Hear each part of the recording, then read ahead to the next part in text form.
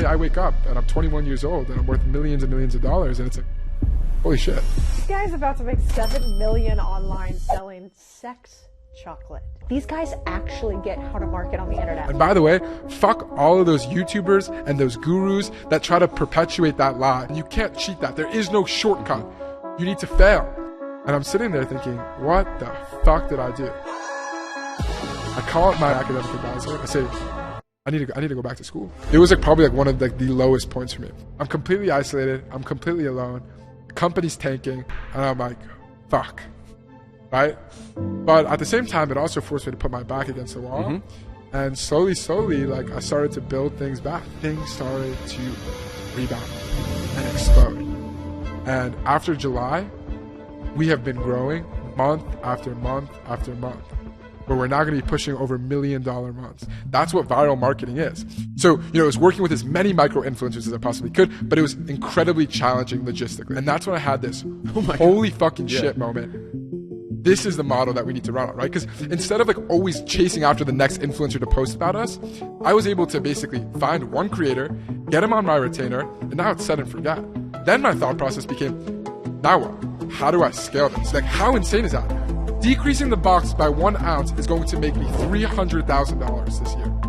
What the fuck? People don't want to think that those successful people are the same as that, because they don't want to realize that they're missing out on their potential. How to make you feel to know that you could be at that level, but you're not because you're too busy fucking playing Fortnite. Hello and welcome to the We're Gonna Make It podcast, where we talk to entrepreneurs that are in the shadows, lesser known, but using cutting-edge technologies, strategies, and tactics to grow their businesses to the multiple 8 figures. If you want to learn about those strategies or tactics, subscribe to our free newsletter. But other than that, please enjoy the episode. All right, Oliver Brocato, my friend. Okay, thank you for coming. Thank you for having me. Sex chocolate. Yep. How did you get into that? Where's your business at? What's it all about? Yeah, absolutely, man. This year, we're going to do over $10 million in revenue at 40 to 45% net profit margins. And we're probably going to put up over 1 billion views organically. And how old are you? I'm 21. Okay. So guys, I'm bringing Oliver on here because a lot of times when you see podcasts on social media, you see people with a large following, and then any business they kind of start from that following is successful. Oliver here has done it without building a personal brand. He's recently made a few videos on his YouTube channel sharing his actual whole story. So if you want to go listen to that, where can they find you there? Oliver Brocato. Okay. Yeah. So I've watched the video. I know your story. So I just want to get straight into the business tactics, how you're making this possible. Let's talk about it. A lot of people make money online. Drop shipping is really popular. Right. The number one thing that stuck out about you to me when I saw your content was you focused first things first on making a good product. Absolutely. Drop shipping, that's almost like the third or fourth thing. That's snuck under the rug in a way, where you don't talk about the product. It's find a product that is popular right now, right, and sell it. There's no focus on the product. So right. How did you get that mindset? And then how did you make a good product? Yeah, absolutely. I mean, I think first of all, drop shipping is a bit of a scam in the sense that everybody tells beginners that this is your entry point into e-commerce, and this is how you're going to make millions of dollars, and this is how you're going to be successful. But the reality is that I think that it's arguably harder to run a successful drop shipping store than it is to build a legitimate 100%. brand. And the reason being is that with drop shipping, you're always chasing the next buck. You're always chasing the quick fad, and things are constantly moving. And so it's really hard to establish yourself. On top of that, with drop shipping, you're delivering a shitty customer experience, which means that there is no LTV.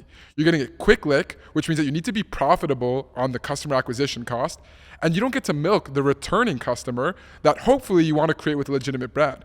Where when I acquire one customer, I hope and I know that they're going to come back over the next 5 years, 10, 20 times, which allows me margin to play with when I'm acquiring them in the beginning. Yeah, and this is huge because a lot of people just think they need to use aggressive marketing tactics to right. find a quick product and then sell it and that's success. But then they run into problems where their ads are unprofitable or they can't scale their store. Right. No shit, because no one's going to their friend and telling them to buy their product. Absolutely. No one's coming back to buy more. Absolutely. The point you're saying. And you're also just not building anything long term because you're always chasing the next quick hot product. Whereas with a brand, you're building equity. And by the way, the real wealth comes from the exit, not from the cash flow, because every single dollar that you generate with a legitimate brand, you get to see 3 to 5x of that when you eventually exit. Could be more even if you're running a bigger brand. So like that's where like generational wealth is made, not off of like selling trinkets, from Alibaba, but actually building out an amazing product, building out an amazing customer experience, and ultimately a brand. So how do you make a good product? That's a good question. For me, most people start off with, trying to build the product and brand, and then they try to figure out how to market it. Whereas I have a very kind of clear understanding and background of TikTok and, viral marketing. And so I kind of reverse engineered it, where I was like, how do I build a product that's going to go viral, that lends itself to organically going viral? And that was like the genesis and the thesis of Tabs. A lot of people are like, yo, what, sex chocolate? What are you, like, obsessed with sex? What are you, obsessed with chocolate? And like, while I certainly like both. Definitely not your passion. No. I can't lie. I do like both. But, it wasn't like, oh, like I'm obsessed with sex chocolate. Like, no, it was like, I know that I could market the shit out of this. I know that I could blow this thing up on social media and ultimately make this thing pop, and we've done just that. So you almost took the approach that this would be controversial in a way. So Absolutely. That's why it's a good business opportunity, because your strategy would be organic. And so if people just talk about this, naturally it'd get their attention. 100%. And so that's why you chose to make the business. Exactly. So, little secret for you, we actually saw a similar product on TikTok. That was the genesis of Tabs. We saw a similar product, and some random chick posted a TikTok about it. It had 8 million views, 2 million likes. I go to do research on the brand. They're not being sold online. Their packaging and branding sucks. They have no social media presence. And it's like, holy shit, there's massive opportunity here. Clearly it can go viral. Clearly like it's an intrinsically viral product. If somebody with the right background came in to execute, they could make millions and millions of dollars. And I decided that person was going to be me. Okay, so you found that product. You're like, right. Wow, this has potential. A clear-cut strategy. Absolutely. It's going to be controversial. Yeah. So I watched your video, and you said it took you over a year to make this product. Yeah. Dude, what is that process? Because I'm someone who's only sold online products. So a physical product, chocolate, the ingredients, the packaging. Yeah. How did you even find these suppliers? Tell me everything. Okay, I mean, first of all, like it's complex. It took a ton of time. It took a ton of work, but that also became our moat, because those barriers to entry is what protected us from the other 300 e-com guys that go in, they see something hot, rip you off, and the market gets saturated and you get fucked. Right? So while it was definitely difficult, it's also kind of been our protection and been, one of our competitive advantages. So how'd you find them? Like your actual manufacturers? Yeah. So what's crazy is that everything is at your fingertips. Like I truly believe that, like with the internet, like you could do anything. You could fucking do whatever you put your mind to. And like some people think that I had like some secret sauce or like some like connection to a manufacturer. Like the reality is I looked up chocolate co-manufacturer on Google. Nice. And then I scraped every single website for the first 20 or 30 pages, and I was just ringing phones, calling people, pitching myself, asking what their MOQ was, asking, what's MOQ? Minimum order quantity. Okay. So the thing is with like a lot of manufacturers is that they're not going to deal with you unless you're ordering 2 million squares right off the bat.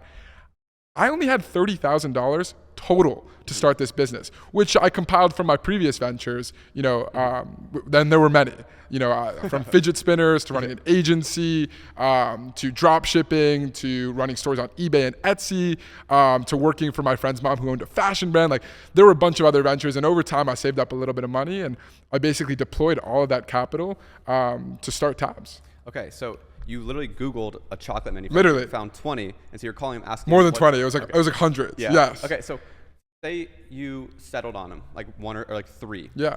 What were you looking for between those three? Who came up with the formula? Yeah, absolutely. So the biggest thing was the MOQ, because the reality is that nobody wants to work with somebody that's only going to order $10,000 worth of chocolate, right? Like there's a lot of time, energy, and effort that comes with the formulation.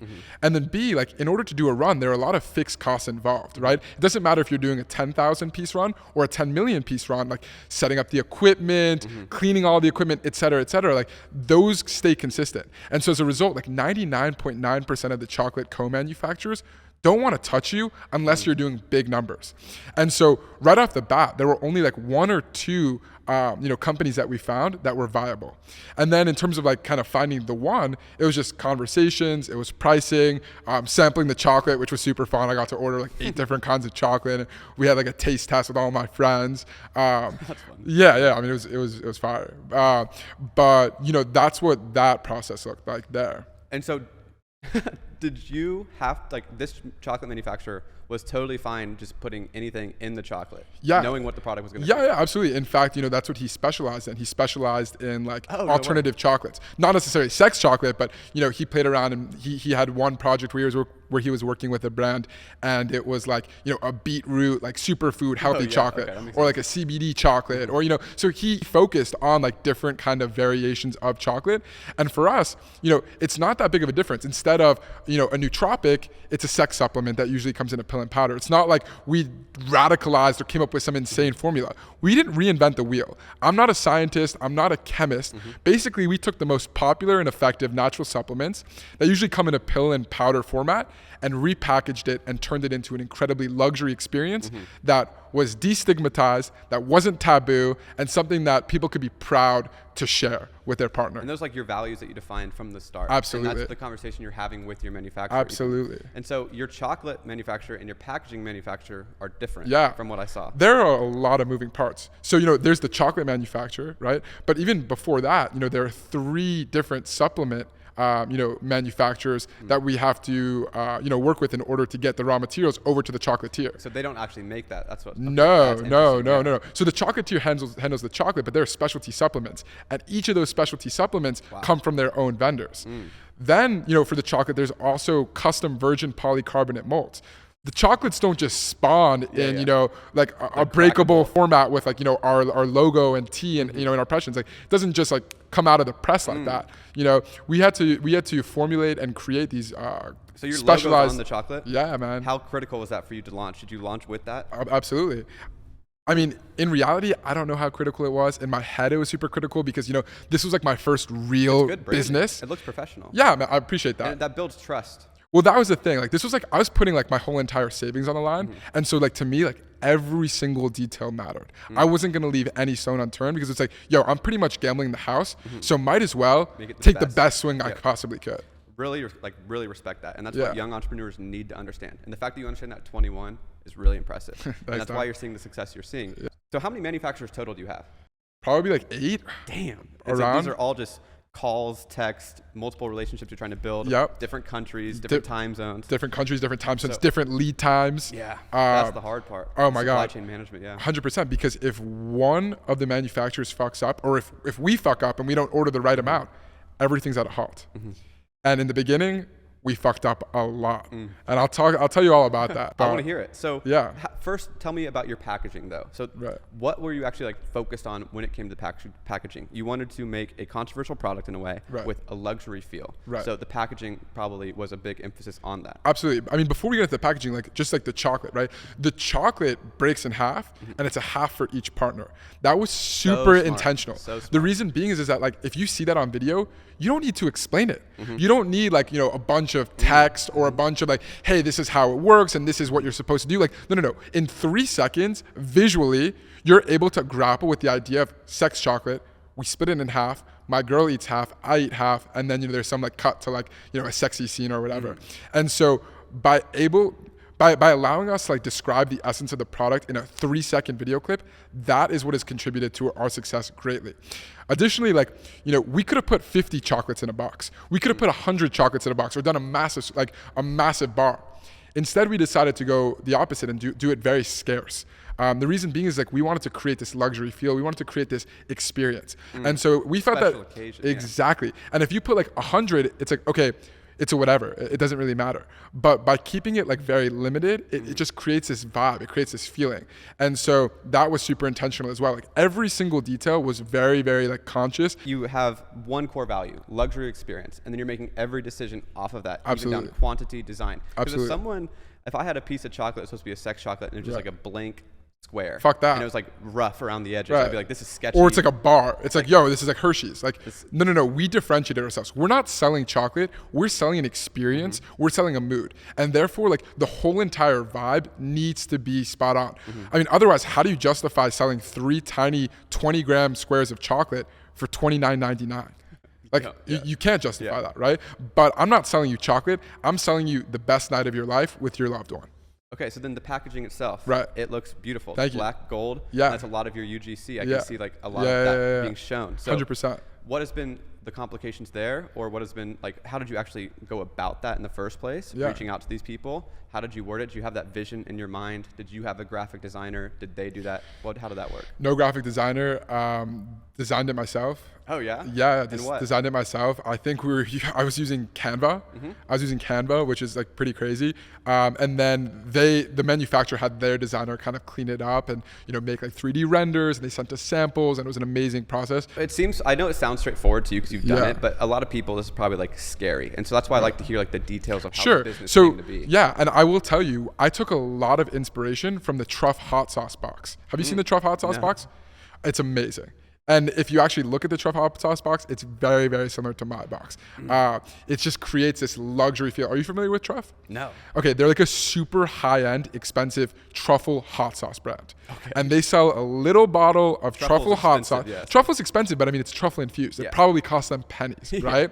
And they sell the bottle for like $30. And they did such a phenomenal job on the branding, the customer experience, and specifically the packaging. And so when I went to build my box, I used them as a model and framework to pull from. And so, when you look at my box, like there's the gold foil stamping, and when you lift it open, it has our socials on the inside lid, and where the chocolate lies in each crevice, you pull out the chocolate, and there's an emoji underneath of it. And if you flip it on the back, like there's like a special saying. Like it's all about contributing to that customer experience and to that vibe, because at the end of the day, that's what's going to get the customers through the door. Now, the product needs to deliver if we want to keep them coming back. But in terms of the customer acquisition, it's not the chocolate. It's not the experience. It's, is it attractive? Is this something that I want to buy? And I think that we did a pretty good job. Nailed it. Thank So you. that's the manufacturing process. How many people for packaging did you talk to? Different potential? Hundreds. Hundreds? We sent hundreds of messages. How many samples did you get? Probably like 3 or 4. Okay. We narrowed it down really, really quickly. But I mean, yeah, like it's important to cast a wide net, to talk to all the different options, and at least just like kind of get like similar comps. Where are you talking to these people?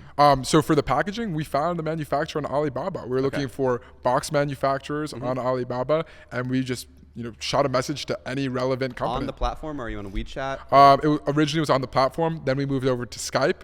Okay. And then my contact Julie stopped responding on Skype, so then somehow got onto WeChat, which was super weird because you need like an activation code. I remember doing that. You know what I'm talking so about? hard Like to get, you need somebody in WeChat to recommend activate you, you, which was like pretty fucking crazy.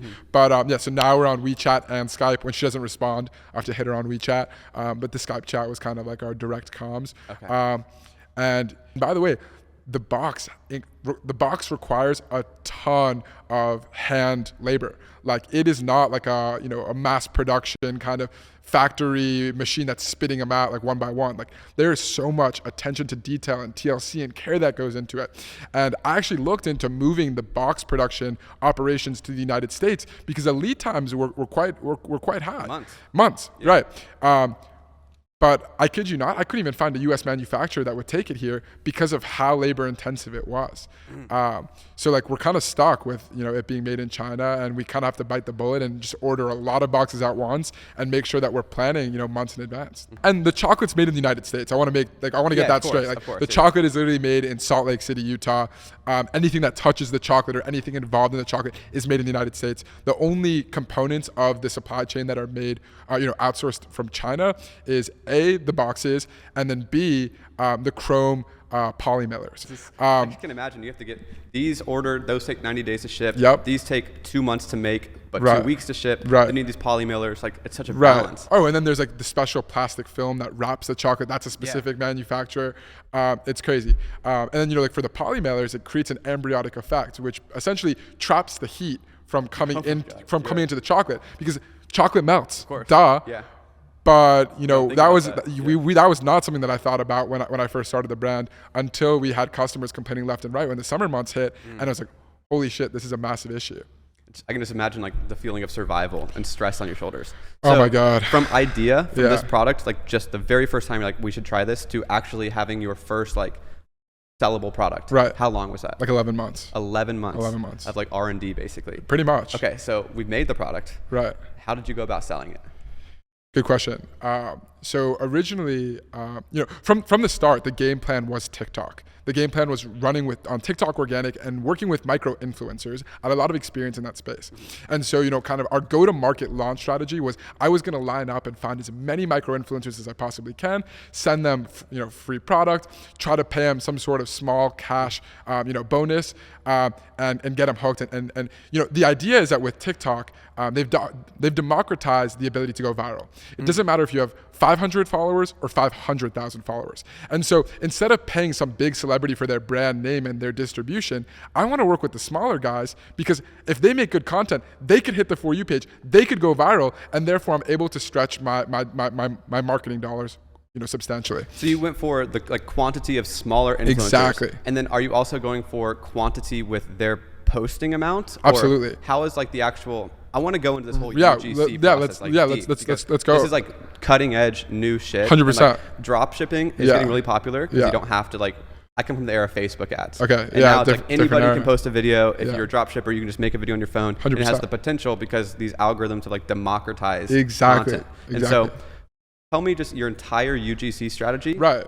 From the start. Well, so initially it started off with it being micro influencer focused. But the problem was that it was incredibly difficult to scale. For every 1,000 emails that we sent out to prospective influencers, only 30% would even bother, getting back to us. Yeah. And of those that got back to us, the vast majority of them would ask for these ridiculous rates, right? Rates that were just completely unaffordable, and I knew we were not going to be profitable if we paid them. So in order to work with one valid influencer for a good deal. What's a valid influencer? A valid influencer to me, valid influencer to me is somebody that has anywhere between 50,000 followers to 200,000 followers. But more importantly than their followers, creates engaging, amazing quality content that hits the For You page and gets views and gets eyeballs.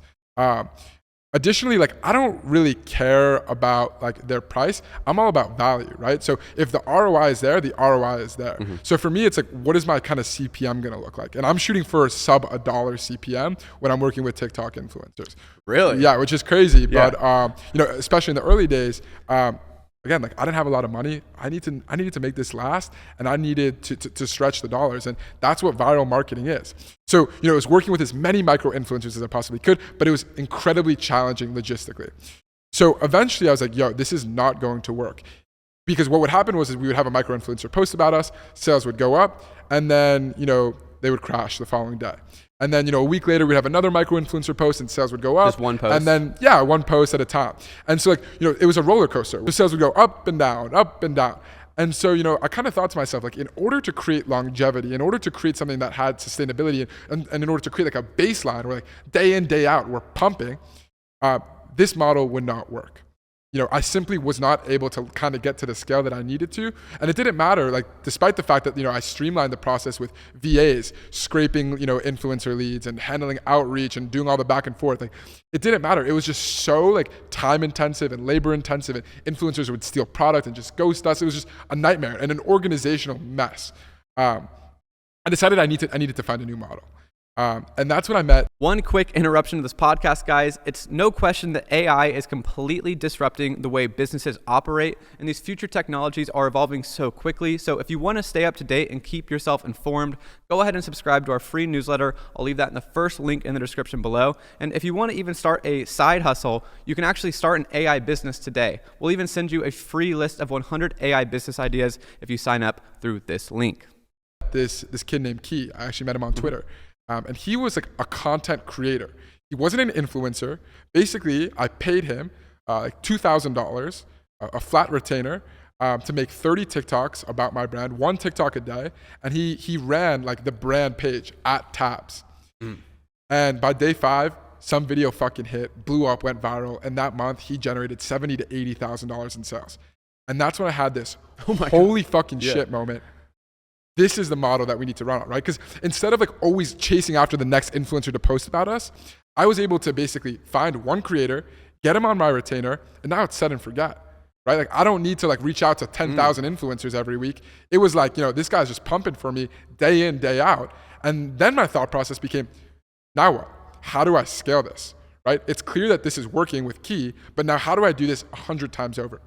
So you went from finding like these micro influencers, Right. 50,000, 200,000 followers, Right. which is still quite a bit in a way. Right. But you were going off one after one, and they were only making one video. Yeah, 1 or 2 videos. Sometimes I would have them come back and post 3 or 4 videos. But at the same time, like, they didn't want to saturate their audience. Yeah. And they don't want to put like 20 posts out about a brand. Like, it would ruin their, Yeah. like whole entire like. And everybody's hitting account. these people up because they have hundreds of thousands. So you're Exactly. competitive in that nature. Exactly. So then you went to a content creator who had like 5,000 followers. No, he had no followers. 0 followers. He had Just 0 followers. okay, like a new guy. Exactly. He was a new guy, and he basically managed my Tabs brand account, and he was the face of the Tabs brand account. And every day he would make TikToks on behalf of my brand account. Just new creative, basically. Exactly. And so you just try different styles, and then one hit, and that related to $80,000 in sales in one day, basically. I wouldn't say one day. But it was one- like okay. over. It was over like a couple of weeks, but it was like, wow, this has crazy potential. And then my thought process was like, okay, now how do we do this with 100 fucking creators? It's like, how do we bring this from $80,000 a month to $10 million a month? And the idea that I had was pretty simple, right? Clearly, it worked for Key. It worked on this one account. Let's horizontally scale Nice. now across 50 other creators, across 50 other independent accounts, Genius. and just kind of like repeat the success that we saw there. A lot of people think that you could just add more creators to the same account, No. and that's a fallacy. Yeah. And the reason being is that like the way that the TikTok algorithm works, and the way that a lot of social media algorithms work, is that they start to kind of understand the creator's ethos. They look at their style, they look at their upload schedule, they look at their consistency, and they start to basically reward good creators and push them out to people that they think would enjoy the content. Because at the end of the day, the social media platform wants retention on their app or on their platform itself. And so if you take 8 different creators and put them all on the same page, it's too many cooks in the kitchen. Yeah. Like TikTok doesn't know who to show the video to, right? Does it show the video to this kid, or does it show to this kid, or does it show to that kid? And when you look at the most successful TikTok accounts, they're hyper niche and hyper specific. Like if you think about, the Cold Stone guy, you know who I'm talking Yeah. about? The dude that they basically of chops course. up fucking Yeah. ice cream. Every single video is the same video. Or you look at the dude that makes the Subway sandwiches. You know that guy? Yep. Same exact video every single fucking time, bro. The same thumbnail, the same storytelling, the same closing, the same frame. Like it follows a recipe, it follows a formula. TikTok loves it, viewers love it. They know it's gonna get views, and it gets pushed out and gets millions of views. So I was like, instead of having like 20 creators on one account, I'm going to basically diversify and set them up with their own individual independent account and have them be the face You of it. made them accounts? No. Okay. If I made the accounts, TikTok, like my IP would be tied to 20 accounts. TikTok would be like, yo, this guy's abusing the Yeah. platform. He's trying to like algo hack. Yeah. Like, fuck this guy. We're going to shadow ban him. So no, I let the creators create the accounts with their own email, their own password, their own phone number. So they're making a new account then? Yeah, they're making a new account. Okay. And then I give them instructions. Here, you're going to name the account some variation of Tabs, some variation of Tabs Oh, Chocolate, okay, I Tabs didn't know Chocolate that. Company, Tabs Chocolate Co., Tabs USA, The Viral Chocolate. At this point, we have hundreds of accounts, thousands of accounts. But you don't control any of them. No.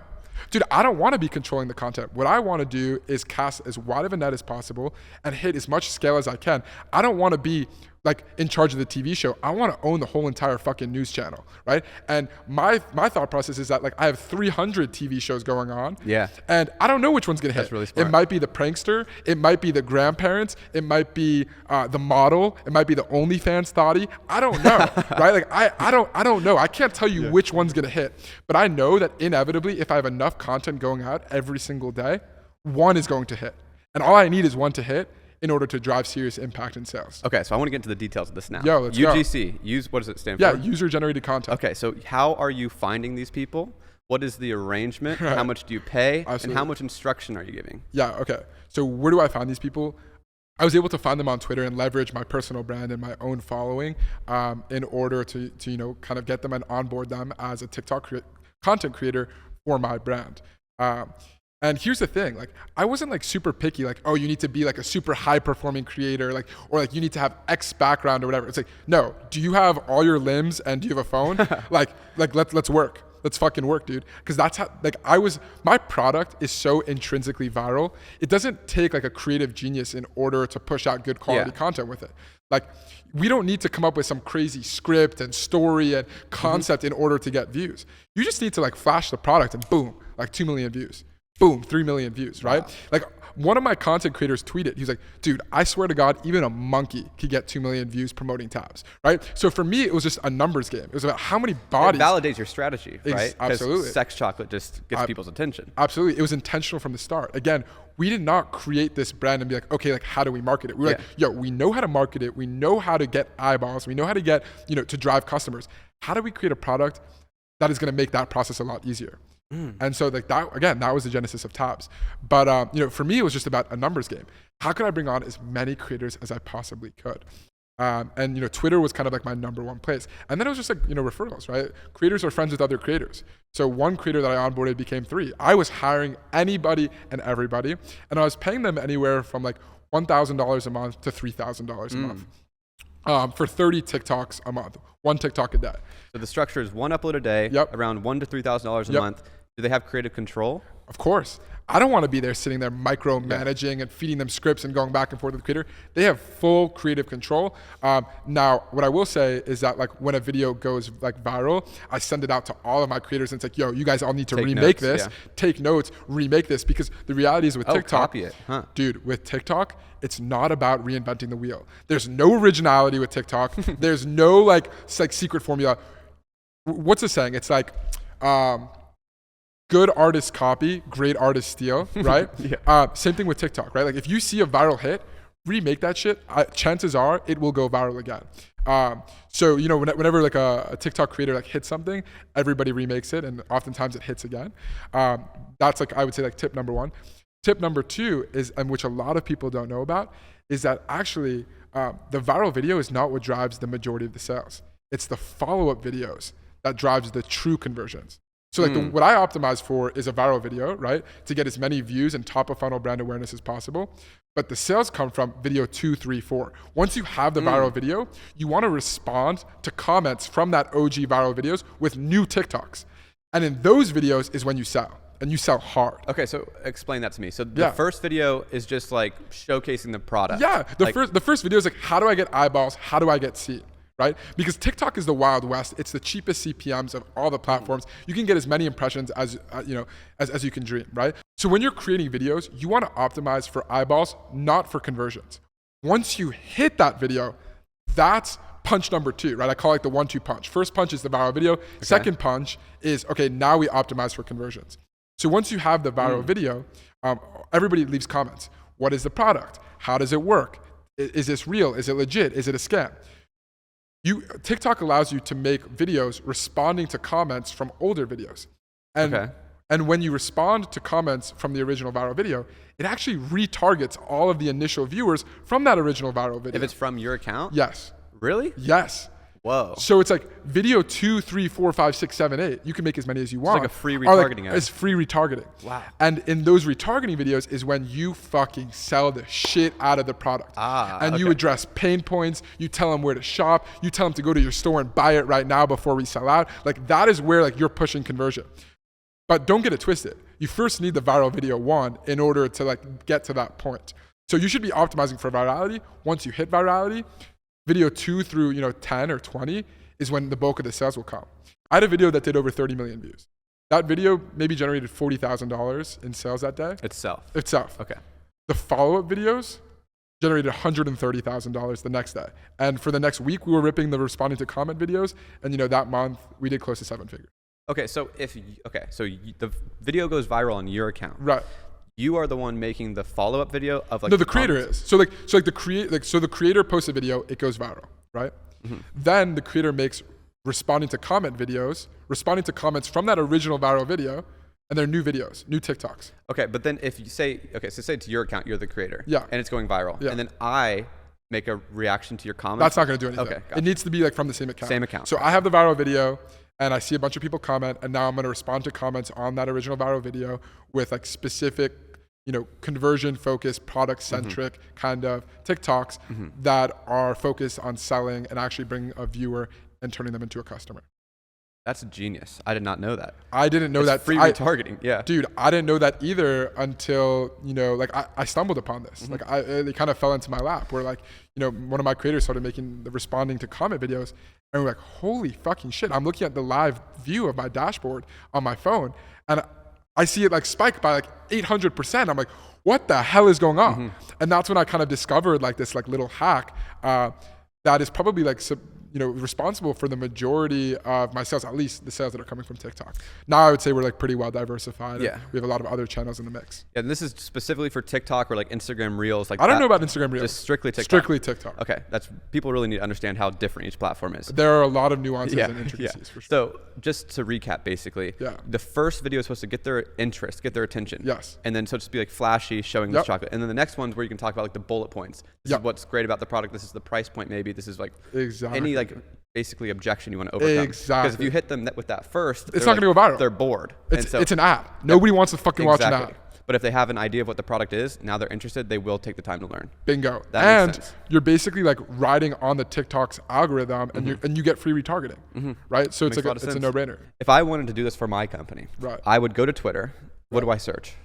UGC, just literally TikTok content creator. Hashtag UGC, hashtag, absolutely. And then just look for people who are like, there will be thousands. What are they going to be posting? Are they going to be posting UGC? They're going to be tweeting about their UGC and the brands and the clients that they're working with, and that's how they find clients. And basically, for anyone who doesn't know, it's like just random people, like high school kids, college kids, fucking grandparents, all different walks of life. You just send them your product, and they will just say, check out this product, and either you give them a script or make up content themselves. What I will say though is that eventually I started onboarding so many different content creators, where we were spending a lot of money because it's, $1,000 here, $3,000 there, times 50, times 100.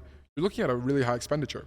So eventually I ended up shifting the model and turning them into affiliates where I was paying them on a commission basis. Smart. This way I get to mitigate my downside and risk, A, and B, I get to reward the real killers. Upside, and by doing so, I also kind of like weed out the weak, right? Like anybody that's not worth their weight is leaving on their own accord. And so as a result, like the fat gets trimmed very, very quickly, because if they're not driving sales, they're not gonna create content for you anymore, right? Because it's like, fuck this, I'm making 30 TikToks and I made $5 this month. Well, guess what? You made me $50 this month, and how am I gonna justify paying you $3,000 a month? I'm not. So how did you restructure that? Do they still get a smaller flat fee? So some of them do. Okay. Some of them are on full affiliate basis, where it's like they get like 20% of all the track revenue that they drive. We track that with a UTM link in bio and a trackable coupon code or discount code. Some of them it's a hybrid model where it's a little bit of cash and then some sort of again affiliate commission. What platform did you use to set up those UTMs? Is it like Impact or Social Snowball? Social Snowball. Yeah. Okay. Shout out Noah Tucker. That's my dog. All right. Cool. Yeah. That's awesome. Okay. Yeah. So that is really insightful, but what other channels have been working for you? Okay, cool. So we have a lot of viral content that's super viral on TikTok, right? And you've archived it, basically. And we've archived it. We save it in a Google Drive folder without the watermark and an HD file, HD format. How do you remove the watermark? You could just if you look up on TikTok downloader, it's very easy. Okay. There's no secret sauce. But then it's like, okay, it's gone viral on TikTok. Chances are it's gonna go viral on Instagram Reels. It's gonna go viral on YouTube Shorts. It's going to go viral on all the other short form platforms as well. So how do we take our most successful content that's smacked on TikTok, and how do we give it a second life on these new channels and these new platforms? So initially I had my VA make 15 YouTube accounts, 15 Instagram accounts, and he was just posting manually. And some of the shit started to hit. We had a Facebook reel that took off and drove 8 million views and generated $30,000 in sales in a day, all organically, $0 in ad spend, right? Randomly, some videos would pop off. But eventually, again, these social media platforms are smart. They realize that it's all one IP address, and they fucking banned and shut down all the accounts. All right, fuck. What do I do now? So I decided to create a Discord. Similar to the Andrew Tate model, right? Yeah. I created my own Discord, where it was make money online, and it started with 5 members. We now have over 2,500 members, and there's super clear instructions.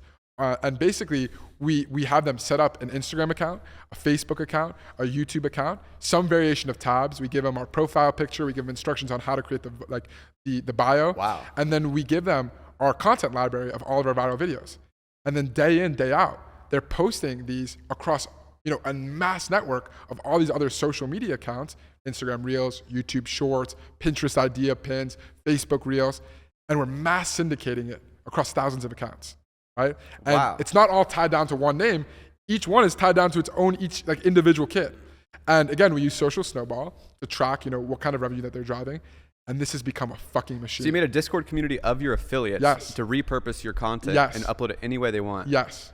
Damn, bro, that's And smart. it's fucking hitting. I can imagine. It's generated millions of dollars in revenue. I had a 14-year-old kid who was just reposting my viral content on Instagram Reels. He made more than his fucking parents one month. I think he drove like $50,000 in revenue, completely random. And I can't tell you, he was posting the same videos that the other 2,000 members were posting. But the algorithms work. Why did his video go viral and the other guy didn't? I don't know. The algorithm's a black box, and anybody that tries to tell you that like, oh, you need to use this hashtag and you need to post at this time, fuck that shit. Nobody fucking knows. That's the reality. Nobody fucking knows. But again, my thesis is that if you have enough scale, you will win. And if you have a good product that can go viral, obviously. Yeah, of course. I mean, there's a That's caveat. There is a caveat. Foundation. That is the caveat, if right? you have a shit product, it's never gonna work. Right. I mean, if you're fucking selling a toaster, like, good luck, man. Yeah. You know. But yeah, I mean, I have kids, a 14-year-old kid that, you know, made like $10,000 in a month, made more than his parents. He was telling me, just reposting viral TikToks. And you know, I've gamified the community. Like, I've created a real community there. Like, there's a gym channel where people are posting their gym selfies every day. You know, if they post it, they react to a message, and then my VA uploads that all onto a wheel, and we spin a wheel every day and give out money to 3 random people just to incentivize and, you know, keep the retention high and keep people like excited to post. Obviously we give them 20% of any sale that they drive. Wow. We do like invite tournaments, you know, to grow the Discord. Nice, like, yeah. it's like its own like little like mini like marketing engine in and of itself. Like, that is something I have not thought about before, though, Right. because I've been in the Discord community game. That's Right. how I made my name. Yeah. And so you're making a Discord community around your business Right. through an affiliate opportunity by sharing all of your content. Yep. And then how are you incentivizing growth, and how are you building awareness of that? Of the stuff? Discord? Yeah. Okay, so I mean, the biggest thing is like the Discord grows by itself, right? Because we do these invite tourneys where it's like the person that invites the most members gets $100. Nice. Second person gets 50, third person gets 25. I was just throwing fucking money at it because it's printing for me, right? Yeah. So that was probably like one of the biggest levers. And then B, some of the content creators that were promoting tabs, I switched them to start promoting the Discord. So instead of, hey, buy tabs, it was, hey kid, you want to make money online, join this Discord, and then they promote tabs indirectly, right? So again, I was leveraging like the organic content Damn, that's creators smart, to bro. funnel people into the Discord. And then, you know, we were doing like shout out for shout outs with other Discords Nice. that had similar followings. Smart. Again, you know, it's not rocket science. But it's not common sense either, you know what I'm saying? So I mean, that's how you get into it. Sure. So like, you know, channel 1 is TikTok content. Then we take those viral winners and we give it a second life by, you know, blasting across other social media channels through my 2,000 affiliates that are in my Discord. Then what we also do is we put paid behind them. Not the traditional paid, not Facebook ads, not Google ads, not Snapchat ads or TikTok ads. What we do is we pay meme pages that have millions of followers to post our most viral content for 24 hours. On what platform? Instagram, Twitter, Snapchat, you name Okay. it. There are these networks of these meme accounts, right, that have combined cumulative hundreds of millions of followers. And we basically, you know, pay these meme page owners to post our content organically. And it's already viral content too, so it gets a boost through their distribution already tested network. it, essentially. Exactly, it's already validated. You know the content works. And we get a boost because of their distribution network, and then it also goes viral because it's like a reel. So we get their boost of their 2 million followers. Then it goes viral because it's a reel, and it just hits the, you know, it hits the algorithm. And that shit smacks. How much do you pay for that if they have 2 million? It depends on the page, depends on the engagement. Is it a US following? Is it an Indian following? Could be anywhere between $100 to $2,000. That's still pretty cheap. Oh yeah, it is. It's very cheap, and we spend 6 figures a month on memes. But it's still reels, not posts. Yeah, it's reels. Is there a And then reason? on Twitter, it's, you know, it's like viral tweets. They're like these Twitter meme pages that have millions of followers. They put out a viral tweet about, you know, finding, you know, tabs, like a viral video, some sort of viral video about my product and my brand that's already been validated on TikTok, and it like.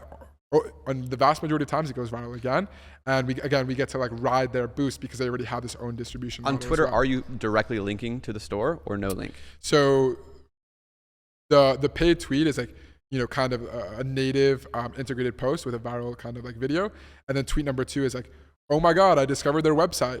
I just found their website, tabschocolate.com, and then it's like, you know, hashtag partner. Gotta throw that What's the timeline? So it's like the first tweet is its own tweet, and then like a few hours go by, then you tweet again. Then So it's not a reply. they reply. So it's underneath like the viral tweet, Is it and then it's like, holy shit, together? I just found, yeah. So it's together. So like tweet 1 is like the viral post, and then tweet number 2, which goes right underneath it, which is a reply to the tweet, is like, hey guys, I just discovered like the chocolate, and here's the website. And we try to keep it super native, because if it feels like an ad, it's not going to work. Consumers are really smart. They're served thousands of ads every single day. And like, we want to make it feel like they discovered us.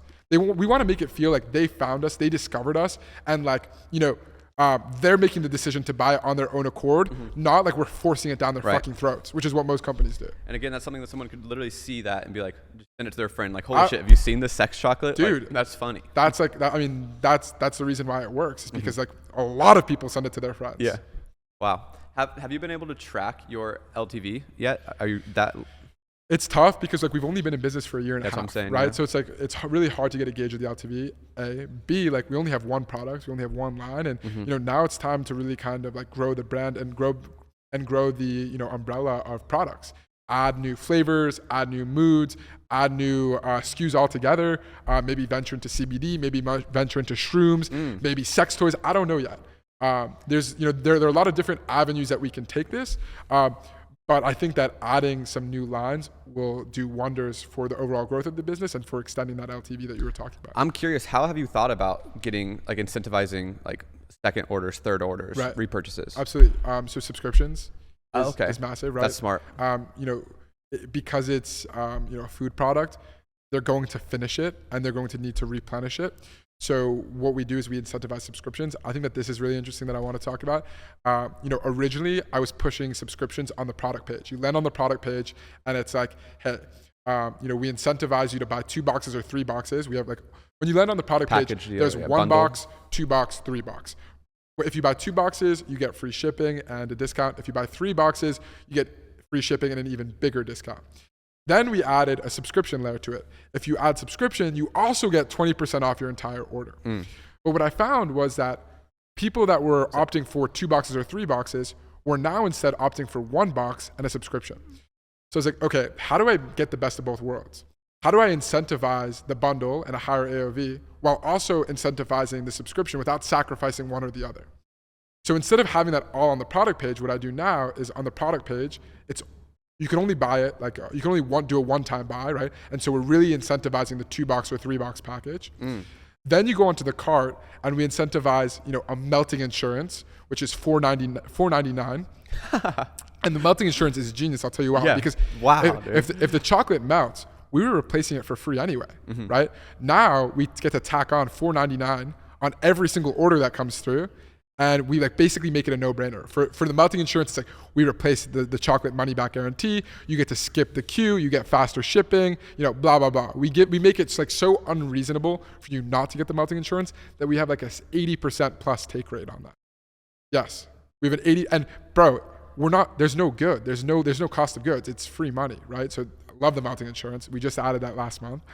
But what's also interesting is now when you get to the checkout page with Shopify Plus, that's when we push a subscription. So by this time, they've already probably bought the 2 or 3 boxes. They've probably already bought the melting insurance. Now they're finally at the checkout page. Now on the checkout page, it's, hey, upgrade to subscription and save 20%. Nice. And then we see a really good take rate there. The flow. Exactly. The flow is super important. And if you try to stack everything at once, things get sacrificed. But if you build it in a very methodical kind of way. But they haven't paid yet. They've just been like, they chose my product, chose insurance. Now they're moving to subscription to save 20%. Buy. Buy. Then post-purchase, hey, do you want to add another box for 50% off? Buy. And it gets added seamlessly. We use an app so they don't have to put in their information all over again. We use a Shopify app that, it's a post-purchase OCU, one-click upsells is what the app is called. So they don't need to put in their information again. They're able to just add it to their order and the order gets updated. Then they land on the thank you page. There's another upsell, for another box for 50% off. Boom, it gets added seamlessly to their order. They don't have to put their information again. Then post-purchase, they get emails about, hey, are you sure you don't want to subscribe if they didn't subscribe already, right? Hey, upgrade your order to a subscription and save a lot of money. That's like a drip campaign. It's a drip campaign. Okay. So like the funnel is super important, right? Without all of these different steps, we're looking at like an AOV of, I don't know, maybe like $25. Average order value of like $25. With all of these different bumps, it's 5% boost here, 10% boost here, 20% boost here. All said and done, like we're doubling. It's 100% gains, and we're able to like squeeze out way more money out of a consumer. These are things that I wish I knew when I started off, because at the end of the day, like one store can send 100 visitors, and squeeze $50 out of them. Another store can send the same 100 visitors, the same product, but have all of these upsells and cross sells and squeeze $500 out of the same 100 visitors. And, at the end of the day, the person that's able to squeeze the most out of money will win long term. While, of course, offering an amazing customer experience and being cognizant of, ensuring that they're going to return and they're going to have a good experience and there's going to be high LTV. Because you don't want to burn the customer just for the quick cash grab. Don't get me wrong. But there's a balance. Of course. And it's pivotal. So it's like, if you can squeeze, 200% more money out of the same 100, visitors, that's game changing. Oh, yeah. Everybody's so focused on acquiring more customers, getting more traffic, adding more visitors and conversions. But wait a second, like, have you really maximized like the full potential of your site? Probably not. Dropping bombs, brother. This is really insightful for me too. Like, I've learned a lot. Appreciate and that. I consider myself a marketer, so thanks for coming. This is really helpful for me. Thanks for having me, dude. But there's still a lot more to talk about. So, yeah, let's talk. Pricing. So this is probably going to be quick, but how did you come up with your initial pricing? And if it changed, why did it change? That's a good question. Initially, we charged $19.99. There really was no competition. There really was no market, right? So at the end of the day, like, we got to create our own price.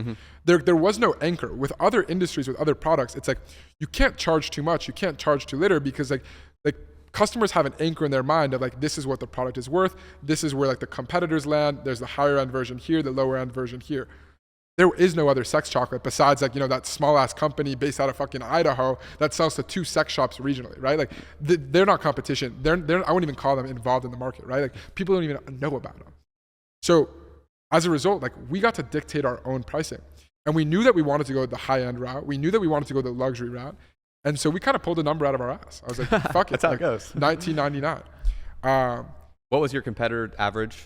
Like the pill in one of the stores? Oh, the pill and the like powders. $10, yeah, $10. I don't even know. But like, I wouldn't even call a pill a competitor, because again, we don't sell the supplement. There's a honey, right? Yeah, there's a royal honey. Yeah. But like, we don't sell like a supplement. We don't sell a pill or powder. We sell an experience.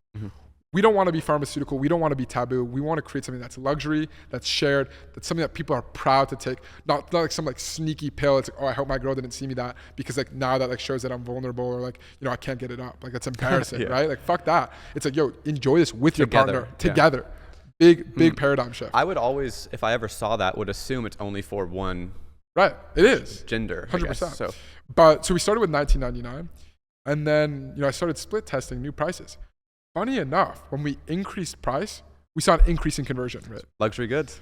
I mean, luxury goods, but like, fuck, man, I was not expecting that, right? Like, I thought that it was crazy to charge $19.99 for 3 tiny squares of chocolate. I thought it was, who the fuck is going to pay this? And then when we increased the price, more people are paying it? You got to be kidding me. And now we're doing even more intensive split testing pricing, where, we're split testing like 5 different other price points, moving up like $2 increments, sending 20% of the traffic to, one price, 20% to another, 20% to another, so on and so forth, to really start to even hone in further, new optimizations. The crazy thing, which I'm sure you'll resonate to, is that like, the greater scale that you operate at, it's crazy how much more leverage you have. Little optimizations of saving a penny here or increasing the conversion rate by 0.1% here, add an extra 6 figures into your pocket. It is absurd. It's mental. We're in the process of decreasing the weight of our box by 1 ounce. That is going to save us over $300,000 this year. 1 ounce? 1 ounce. Just shipping or fitting more? So if it's 1 ounce less, we fall into a different shipping threshold. Okay. Yeah. And so that 1 ounce is costing us over $300,000 at our current run rate, right? So like, dude, like, how insane is that?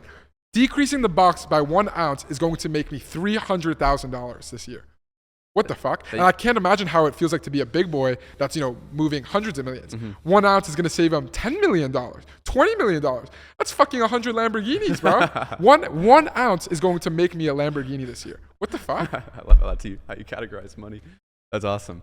So those little details definitely go a long way. Huge and I'm way. sure you've tested like promos and offers. Absolutely. I wanted to make one point. I have a lot of friends that have net worths in the millions in their 20s. And one thing I've noticed with this point of luxury goods is successful people brag to their friends about how much they pay for something. Like, if I hire a consultant or someone to like my personal trainer, people like will brag like, this guy's $500 an hour. He's the best at what he does. And so that's kind of a weird psychological flip that most people don't think about. Wait, but hold on a second. I don't think like the bragging part is important. I think it's the fact that you associated $500 an hour with he's the best at what he does. Yep. If that same trainer came to you and said, hey, I'm going to train you for $29.99 a month, you'd be like, fuck out of here, bro. I don't want to work with you.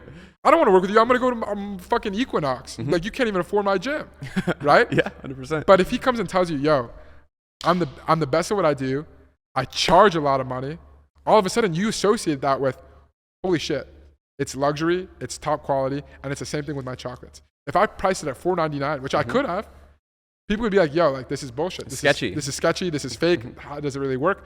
As soon as we priced it higher, people have this idea in their head, like, it's psychology. Damn, like, it must be something insane, and I gotta try it. Yeah, have you read the book Influence by Robert Cialdini? Yeah, dude, that's funny that you mentioned Cialdini. I haven't read that book, Best book. but I've read a little bit about For Cialdini, sales. and I've heard that before. I've heard his name brought up a couple of times, and I have done a little bit of skimming, but I gotta check it out. Yeah, in that book, they just say if there's like puppies, there's 10 puppies, and you say free puppies, no one will come get them because I think they're going to get like lured into something. But if you say puppies, $300, you'll sell out in a day. Wild. Everybody needs to read that book if you're getting into sales. Yeah, but, I'll read okay, it. so moving on. So that's your pricing structure. Right. You're testing a lot of different stuff. Right. What's your tech stack? This is a really nerdy, specific question, but like you're using Shopify apps. What do you use to actually just make the business function, from organization with these UGC people? Yeah. This is not a sexy topic, but it's really important for people who are actually in the game. For sure. Okay, I mean, so Klaviyo for email. Okay. Like right off the bat. Same. Right. I have an amazing text messaging platform that I use that 99% of people don't know about. It's called OneText. Okay. And they are revolutionizing the text messaging game. They're actually in Y Combinator right now. You know what YC is, right? Of course. Yeah, for people that don't know what Y Combinator is, it's like the premier startup accelerator for tech companies. Like Uber was born out of YC, right? Airbnb, like Sam Altman, OpenAI, dude. Yeah. Like he ran it basically. Dude, they create fucking unicorns. I was their third client. The founder hit me up on Twitter and was like, I want you to demo our shit. He was working at PayPal at the time. Like, swear to God, I was their third client, and I should have invested in it. I had no money at the time. They're now at like a $30 million valuation. So what do they do? Basically, what they do is they allow people to buy your product within the text message. So instead of, hey customer, here's a link to finish your purchase, it's, hey customer, this is a real human being. Press 1 if you want to buy. Like you abandoned this product, press 1 if you want to buy it. And then they have to put in their credit card information once. But now their card is vaulted within the OneText ecosystem. No way. Which means that any other merchant that uses OneText and has an overlap doesn't need to even ask for their credit card again. They can literally click 1 and they can buy the I need product. an introduction ASAP. I'll introduce you. But here's where it gets really amazing. The TCPA guidelines states that in order to send a text message to a consumer, they need to opt in twice. There are very strict regulations around this. Okay. Because it's around like text message marketing. Yeah. Because this is not marketing, it's considered part of the same transaction as before. They're able to send an abandoned cart to every single customer that abandons on your site, whether or not they opted into marketing. So let's say only 20% of visitors opt into like the marketing. You're only able to send abandoned text messages to 20% of people. This now, it allows me to 5x that and send a text message to every single person that abandons their carts, which adds exponential revenue to my bottom line. When are you getting their phone numbers? When they're filling in the information on Shopify. It's just required? Yeah, it's required. Okay. It's required. But in order to text message market them, they have to click a box saying, I allow text message marketing. For tracking, order tracking? Is that yeah, like this? for their order information, their Gotcha. email and their phone number. Okay. And so with typical SMS, marketing platforms or engines, whatever, they need to click that box. Not only do they need to click that box, they have to like double opt in, right? Like it's super important. Otherwise you're gonna get sued out of your mind. With OneText, it's part of the same transaction. It's not marketing. And so as a result, anybody that puts their phone number in, it's fair game. And it's made me a lot of money. Damn. So shout out OneText. Okay. Yeah. So Klaviyo, OneText. What Okay. else? Shopify, obviously. Yeah, Shopify Plus. I now pay like $2,000 a month for Shopify That's how it Plus. goes. But I save it on the transaction fees, so that's a W. In terms of other apps, one-click upsells. I mentioned that earlier for the post-purchase upsells. I love those guys. You have a CRM?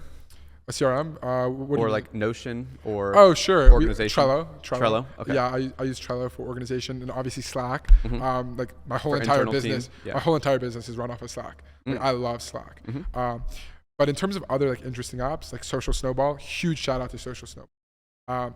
Basically, like they streamline the whole entire affiliate and influencer process. They started off as a platform to basically turn your customers into affiliates.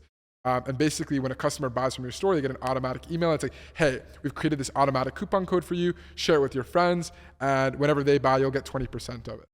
And so like that was like the original premise of Social Snowball.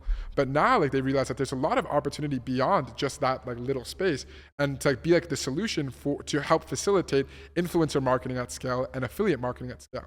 And they built some incredible tools to help me. With just like the onboarding and the flow, where like as before, my VA was making custom coupon codes for every single affiliate. Now it's like automatic, right? And it's, it's seamless. And then B, like the organization that it's streamlined and the analytics is fucking phenomenal. So I mean, like Social Snowball has like changed the game for me. I don't know how I would run the 2,000 affiliate Discord otherwise. Analytics, one of my favorite things. Yeah. Really important because you're making decisions based on the numbers, not Absolutely. your own ideas. Right. Do you use any sort of fancy system to track analytics across the board? Google Analytics, Excel spreadsheets? Not really. I mean, Shopify Analytics. Just internal. And then, like Google Analytics. Okay. Nothing crazy. We don't really run ads. So like I would like recommend like a Triple Whale or, one of those kind of like attribution softwares. Triple Whale, okay. But I don't really run ads. So, I mean, Shopify Analytics is pretty fucking solid. What about your UGC content creators? Yeah. Are you like making them report their numbers? Are you just manually every day going through, looking at their account, just getting like a feeling or? Right. So originally I was using like a spreadsheet. My VA would at the end of each month like create summaries across all the different creators, all the different accounts, the revenue that they generated, the commission that they earned, how much you're paying them, and how much I'm paying them. And then at the end of every month, I would go through the sheet A, and then B, like I'd pay them out. So I was forced to like really like, consume all the data and the content because like I was sending them money. So it's like, okay, what's going on? And now I use like a software, I'm blanking out on the name, but I use a software that like does all of the view tracking and all of the follower tracking for all the accounts that we have. But at the end of the day, like I don't want to say like I don't rely on the analytics, because I do, and analytics are super important. But like I think it's important that you don't overcomplicate it, right? Like for me, it's pretty simple. I just want more. More creators, more affiliates, more scale. If I do that, I know I'm going to make more money. Okay, that's beautiful. It just makes sense. Right. Business people don't really think about it until they live it. And so hopefully this can help people just start off without making the mistakes we had to make to learn. Yeah. So I'll link all of the socials, all the tools that he just talked about in the description so you guys can find those. But what else? I guess a good question I like to ask people is, what is a belief you had when you started your business that you believed strongly but is now untrue? Or even not even related to your business, just as an entrepreneur, your mindset. Like, what is something that you really thought was true? Once you've lived it, what you've learned recently is not. I think that like we put people on pedestals. We see a successful rich guy and we're like, holy fucking shit, that's Albert Einstein. Or like he was born different, or he's some genius, or like, he's insane, right? Like we're not the same. People do that with celebrities, people do that with influencers, people do that with rich people, right? At the end of the day, like that's all fucking bullshit. We are the same blood. We are all fucking humans. They don't have something that like they don't have something that I don't have. Like, I don't care if they're fucking Leonardo DiCaprio. I don't care if they're fucking Neymar. I don't care if they're the president. Like, it's not like they're it's not like they're smarter than me. It's not like they like have some sort of edge that I don't have. Like I'm for sure they have like advantages and like maybe qualities that I might not have. But like at the end of the day, like intrinsically we're the same. And so I think that like it's important that you don't put people on pedestals, and like you don't have these limiting beliefs where it's like I can never be like this guy, or I'm not smart enough as this guy. You could do whatever the fuck you want to do in this life, and there is no constraint. There is no like ceiling on your potential. Like at the end of the day, it's up to you. And I think like that's like something that's like really, really important, where like you believe in yourself and like understand that like there is no ceiling.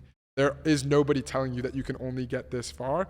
And it's not like these people were lucky. It's not like they were smarter than you. It's not like they had some like crazy quality that like differentiated from the rest. Like there's a pretty clear path to being successful, and it's not rocket science. And I believe that most people can achieve that. They're just not like, they just don't know how to get there. It's at bats, right? Like you had multiple businesses before this, and you were learning. You learned a little bit about copy. You learned what split testing was. You learned what good creative was, how to make a good product eventually. For sure. And so it's just amount of at bats you take. The more you learn, and then you might get lucky along the way. What I really believe is that it's not about intelligence. It's about experience. The more experience you have in the space, the sharper you become, and that leads to training like your intuition, like your subconscious. right? So it's not like you and me, like we're able to like look at a situation, and it's not that you're smarter than me. It's just that you have pattern recognition. You've seen that situation 800 other times, so you know exactly how to navigate. You know exactly what moves you need to make in order to cross that finish line. Whereas for me, I'm a newbie. I'm like, wait, hold on a second. I fall into this mousetrap here. I step on this landmine here. I'm not able to get from point A to B. But it's not because you were smarter than me. It's simply because you had more experience, which leads to more intuition and a wherewithal on how to basically move. And so my biggest piece of advice for people is to get that experience, to learn those skills, and you can't cheat that. There is no shortcut. You need to fail. Before like Tabs, like I had like 20 other ventures. A lot of them were massive failures, right? A lot of them were ridiculous. A lot of them were ridiculous concepts, you know? But that's part of the game. And the only way to hit big is to have all of those smaller experiences. And each one, you pull something, a learning out of, a lesson out of. And then all of a sudden, like things start to click, things start to come together. And then one day you wake up, like, you know, one day I wake up and I'm 21 years old and I'm worth millions and millions of dollars. And it's like, holy shit.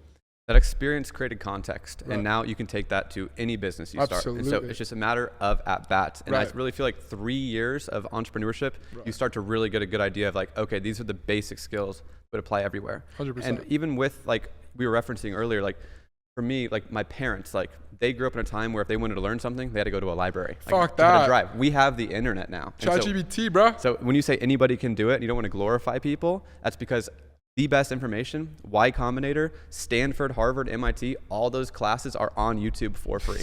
But it's interesting because there's people that glorify people in my niche, my age, that have made all this money online because they have big followings. Right. But in reality, like you should be learning from people like you, CEOs of the biggest companies like Salesforce or of Shopify. They have interviews of those CEOs with like 5,000 views on YouTube that you can learn from. Yet people still choose that, like it's a benefit because there's more information out there, but also still people kind of fall for this trap to follow people that are popular or entertaining to listen to. I think like it's like a limiting belief. Like people don't want to think that those successful people are like the same as them because they don't want to realize that they're missing out on their potential.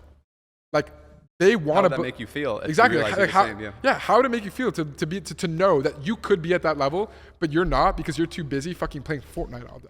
That's the trap for society. And you did it without a following, which is so impressive, just sheer business sense. You don't need a following, dude. You don't need a following. Sure, does it help? Absolutely. Which is why like now I'm like really investing on like building out my YouTube channel. And you know, I don't see any money from that, bro, but I'm spending a lot of money on editors and a thumbnail designer and, you know, fucking $4,000 camera and, you know, these lights and the microphone and the whole setup. I don't see any return off that in terms of monetary, but the connections, the relationships that I've forged, the events that I'm getting invited to, the information that I'm getting from these people, can't put a return on. You need to understand that building a personal brand is a business. 100%. Is the business. And eventually I know that the money will come too. I don't know how, but I know that the money will come. I'm confident. I think I said this before you got here. Like if you make a good product, you can sell it without a personal following. But if you have a personal following, even average or below average product will sell. Dude, I have like 20,000 followers, a humble 20,000 followers on Twitter. It is unbelievable. Now. But I have 20,000 followers on Twitter, and it is unbelievable the impact that it's had on my life. I have like real like VCs and big time investors that DM me like every day, hey, I want to invest in you. Like I've been following your journey since you were a college student at the University of Michigan, before you dropped out. I've been following you since day one. They feel like they know me, they trust me, and I got people that are like trying to throw money at my face. I have, you know, people that find my phone number and text me that tell me that they want to work for me for free. What the fuck? I'm sure you could resonate to that because I only have 20,000 followers. I can't imagine what it's like to have 2 million. I think building a business, it's the people in your business. Like it's like your business's value is the sum total of like the average IQ of your business. 1,000%. And so 1,000%. That's attracting talent with a personal brand. Huge. The number one most valuable part of having, like Elon Musk, he starts a new business. Smartest people right there. 1,000%. And almost every single person that I work with, is somebody that I found off of Twitter. And 100%. They are fucking killers. Like, go into that. What's your recruiting process? Recruiting. I wish I don't really have a recruiting process. Not a process, but how do you vet them? Like how do you find I think this comes down to the personal brand and being in the know.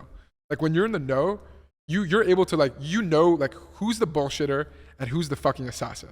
How do you test them? How do you find that out?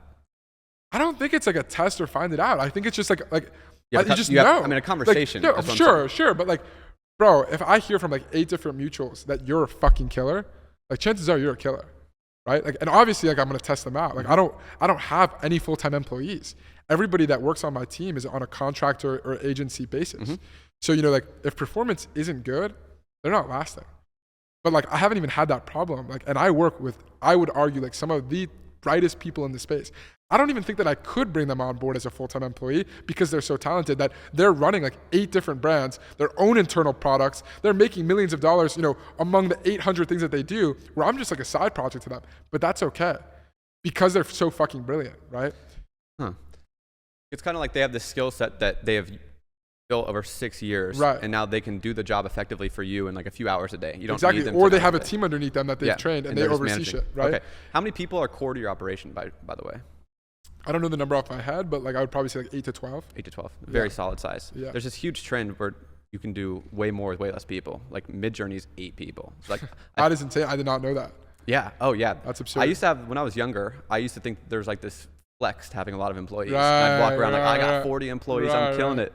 Yeah. And it's the Fuck flex is having that. as few employees as possible to get the biggest outcome. And that's what 100%. Elon's doing with Twitter, and it's really showing. 100%. So I kind of want to go into more so, how do you, like, who did you learn from? How did you become who you are? How do you like focus on education, or how do you think about education? So when I was a freshman in high school, there was a senior. His name was Alan Maman. Like, I owe a lot to this fucking kid. He is brilliant. And he was the guy that started the fidget spinner trend. Swear to God. If you look up like fidget spinner, like whatever, like there are Forbes articles on him. I think he sold like $400,000 in fidget spinners online when he was like 18 years old. He was a fucking walking legend in my school. I was a young freshman. The fidget spinner trend started in my school. So like he was selling it to like dudes like in class. And I remember being, you know, the young little shifty, you know, 14-year-old entrepreneur that I was. I was like, fuck Alan Maman. I could make these myself. Yeah. I could sell these myself, yeah. Right? You know, I'm gonna start my own fidget spinner company. My grandpa lent me $500, bought a 3D printer. I would print out the frame. I would hammer in the skateboard bearings. You made them. I made them, bro, with my fucking hands. And I would sell them to my homies. And me and Alan had beef, right? He's like, you know, fuck this little twerp that ripped my business idea, but he was like uber successful. He put it online. He was running on meme pages back in the day when it was like nobody would like. That's where you learned that, bro. That 100%. And you know, he hated my guts like when I was a freshman. Funny enough, he ended up like kind of becoming like I hate the term mentor, bro. I find that shit like so corny and cheesy. It's like, oh, like my billionaire mentor, like fuck that. And you never ask someone like, will you mentor me? Yeah, like it's not like he's like a friendship, yeah. Right, it's a friendship. But he took me under his wing. And like it's not even like he like gave me like some crazy advice or like showed me the ropes. But like when I was 14 years old, like I saw the light. It wasn't like some like YouTube like guru bullshit, the Ferrari. It was, this kid goes to my high school. He is a fucking beast and baller. He is making a bunch of money like selling shit online. It's possible. And then I saw him like drop out of college. And I saw him like, you know, do 800 other things. Like, you know, he was running Bloomberg social media meme campaign. What the fuck? Now he's like running like a YC-backed teen investing app, like Robinhood competitor, like for teens, that's worth like tens of millions of dollars. And he's like their head of growth and co-founder, right? Like, not surprised. But he was like the guy that really like kind of showed me the light and showed me that it was possible to do this. Because originally like I thought it was a scam, right? Like you see all these fucking flexing the Rolly and flexing the biddies and, you know, the Lambo. And it's like, you know, and then it's like, hey, buy my course. Fuck that. I want to talk about that though. That's interesting. So let's talk about that. So like Maman was like I knew that it was legit.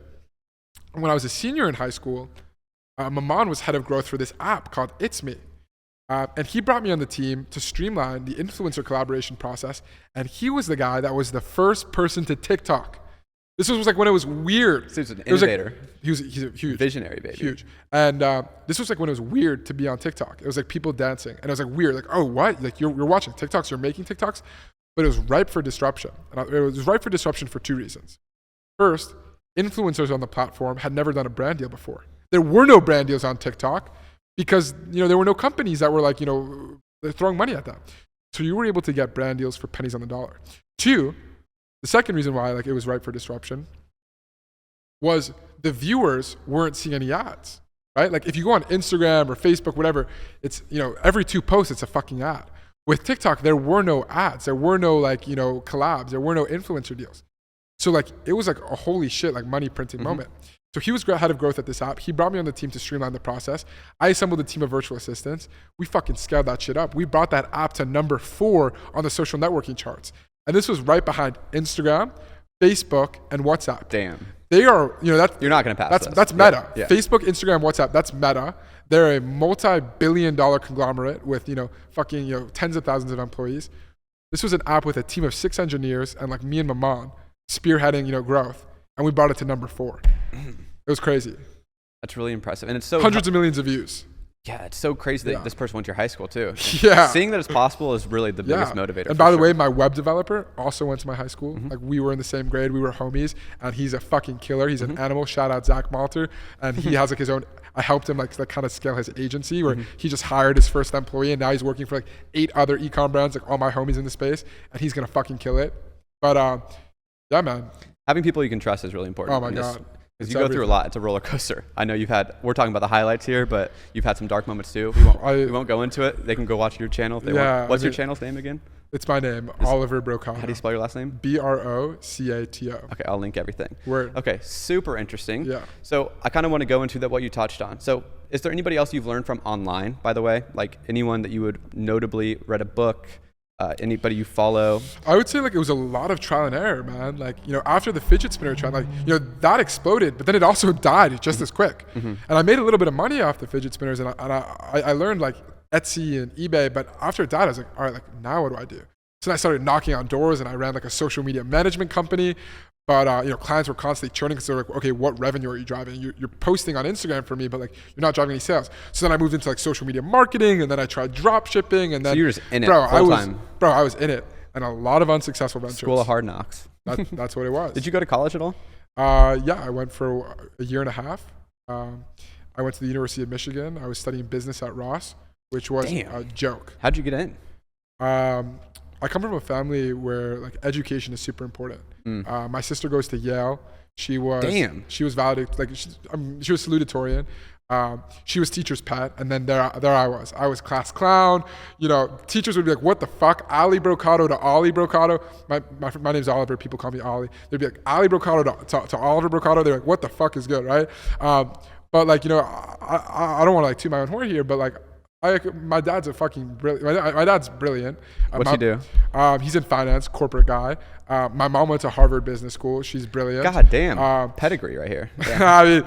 I mean, when I told them that I was dropping out to sell sex chocolate, imagine. Education is very important in my family. You know, that's a whole other story. Where'd you grow up? What's Westchester, New York. New York. Okay. Yeah, so like 40 minutes outside Manhattan. And you know, I went to school. Freshman year was amazing, right? Like, it was during COVID too. So like I lived in a house with like 3 of my best friends.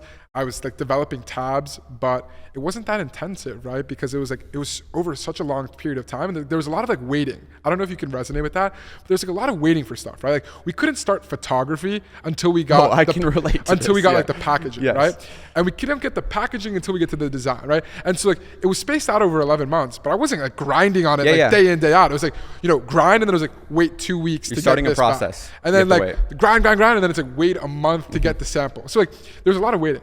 And you know, like, dude, it was a fucking, you know, it was a party, bro. Online class, which was a joke, pass, fail. You know, living in a crib with like 3 of my best friends. I was dating this amazing girl. You know, life was a fairy tale. In fact, you know, that was probably some of like my happiest moments ever. I look back on that. Why'd you decide to drop out then? The opportunity was bigger. Well, then sophomore year happened, and you know, it was like real school, and you know, I was in this fraternity. Did you feel like you were learning? No. No. That's the biggest thing. No, I was not learning. Any kid that's in college and your parents are saying go to school, get a degree, those parents did not grow up with the internet and where they could learn from the best people immediately. Dude, it is so out of date. Bro, it is so sad. And it costs hundreds of thousands of dollars. Dude, it is so sad to see like an architecture student like grind their face off for 4 years, and now there's like fucking AI, you know, that will like, you can literally say like make 100 different schematics and give me like 40 different variations, in 3 seconds, their college degree is completely obsolete. Were they teaching you Facebook ads or anything like that?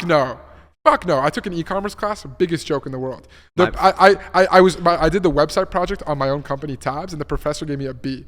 He ran this like website called like Underground Printing. It is the most disgusting website I've ever seen in my life. It was like some like 2006 like Tumblr shit. And this guy's giving me a fucking B on my, I mean like I'm not arrogant, right? But it's just like, it was a joke.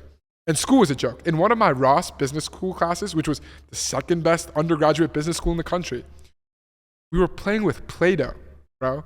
I kid you not. You could not fail a class. The worst you can get in a Ross class was a B. So everybody would just get fucked up and drink and smoke. That's and, you know, the college culture. It's the college culture, and it's an all expense paid trip by your parents. By the government, if not your parents. You know, I was very fortunate where my parents were paying for my education, and they wanted to pay for my education. My parents fought me tooth and nail, you know, when I wanted to drop out. But you know, that wasn't my life. I was living in a fraternity house with kids that would, you know, pass a bong around, you know, 99% of their waking hours in a dimly lit room. All of my peers in college. Sitting on a fucking couch in a dimly lit room, passing a bong around 24/7. Is that where I want to be? Is that is that inspiring? Is that like, are you kidding me, man? Like I wanted to get out. I needed to break free. And you know, I was told by some of my friends, man, like some of my friends in my fraternity, you talk about business too much. You talk about working out too much. I mean, I got to get back into the gym because I put on a couple of pounds since then. But you know, I got told by some of my closest friends, Ollie, bro, like you talk about business too much. Like it's a little too much. Are you kidding me? Like these are the people that I'm surrounding myself with. Like, you know, I feel bad because like my dad like has like this vision for college, right? Where like he's like an erudite, right? Where like, you know, you go to school and you get inspired and you meet these amazing people and build this network and you learn and you grow. That's not what my college experience was. Mine was the most depressing time period of my life. And I graduated. I went through all 4 years. Fuck that. But it's so conflicting because we are told our whole life the story. You go to school, you get a degree, and you get a good job, and that's success. Right. And so all these kids that are in that dark basement passing the bong around, thinking they're doing the right thing because they're listening to their parents, and that's the narrative. They're going to class, doing the bare minimum, getting good grades, and so they're hitting, like that was the validation that they're doing the right actions. Right. They're going to class, getting good grades, now I can just smoke a bong and relax. In reality, there's no translation that you actually like accumulated that knowledge if you have a degree. Also, like, dude, you're in your most pivotal years, like 100%. 18 to 22. Your brain's developing. Spend 4 years on anything. Spend 4 years on a business. I promise you, you will be a millionaire by the end of those 4 years. You stick it through. You do those, like, if you spent those 4 years as intensively and you took that $250,000 in startup capital, you will be, I promise you, you will be a millionaire. Infinite leverage with the internet. The bank will give you a loan for a student loan, but they won't give you a loan to start your business. How does that make sense? In my opinion, it is a huge scam, and it's really damaging to our culture because people are telling you the goal is to get a degree. The goal is not to get a degree. The goal is to get good at something, to become the best at one thing that you're interested in. 100%, and to be like a killer in that space. I had this aha moment, like a month after school. I was in Miami, right? And one of my buddies who runs this super cool design studio. It's called Our Bureau. Shout out Peter. And it's like this beautiful space, kind of like your space right here, man. Beautiful, like fancy, incredible, branded. The furniture, the vibe is immaculate. They have like 20 employees working behind these like, you know, cutting edge MacBooks. And he invites me to speak to his team about TikTok. Tells me he pays for my fucking Uber Black. Hell yeah. Wants to pay me like, you know, a couple $100 or whatever it was, a couple $1,000 in consulting for me to speak to his entire team. And I'm sitting there, I'm like 1 month out of college, you know, being in a classroom, getting lectured by a fucking dinosaur, right? Mm-hmm. And now I'm sitting here like, and he's got his whole entire team has notebooks out, taking notes on what I'm saying. And I'm like, is this real right now? I was like, if I went the school route, I would be an intern grabbing these people coffees. Mm-hmm. And instead, bro, I'm like sitting there like on this like, you know, big chair, like this like kind of cushy chair, like I'm on a fucking throne, like I'm a king. And I got like 20 professionals, adults, that are scribbling down my every word, asking me incredibly insightful questions. And I'm just thinking to myself, like, if I went that route, I'd be grabbing them coffee. Mm-hmm. And instead, like, look at where I am. Like now I look at where I'm at. And I mean, in a non-douchey way, I look at my bank account, right? Like, and it's surreal. You deserve it though, because you found that motivation to learn by yourself and you were interested in it. I don't even know if it's the motivation, because I think a lot of people have a similar motivation. I think it's like going against what society's telling you. Because I think a lot of people have the same motivation. Contrarian, yeah. I think like people are afraid to make that leap because everybody tells them that that's the wrong leap to make. When I told my mom and when I told my family that I was going to sell sex chocolate, you know, they laughed in my face, and I don't blame them. Like I don't blame them. It's a funny product. Yeah, it is. When I told them like, yo, I'm going to sell $1 million worth of sex chocolate in my first 6 months, people were like, what the fuck? What the fuck is wrong with this kid? And then I did it. You know, in my first year, I sold 4. This year, I'm going to do over 10. It's not encouraged. Like, it's not encouraged. I was lucky enough to have an entrepreneur father, Right. and so I just see it firsthand every day. Right. And so obviously I had a more supportive system there. Yeah. My mom really wanted me to go to college. Right. And I just see that narrative every single like day affect all of my peers thinking they're killing it. Right. Or I'm just like being eaten alive inside. Like, this can't be right. Like, this cannot be what. Yo, so here's the thing. Like, my dad's very successful. My dad is super fucking smart. And when I grew up, I had a buddy. His name was Jack. His dad was a fucking multi-millionaire.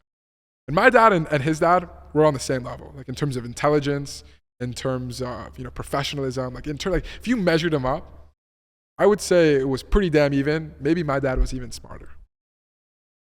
This guy was a multi-millionaire.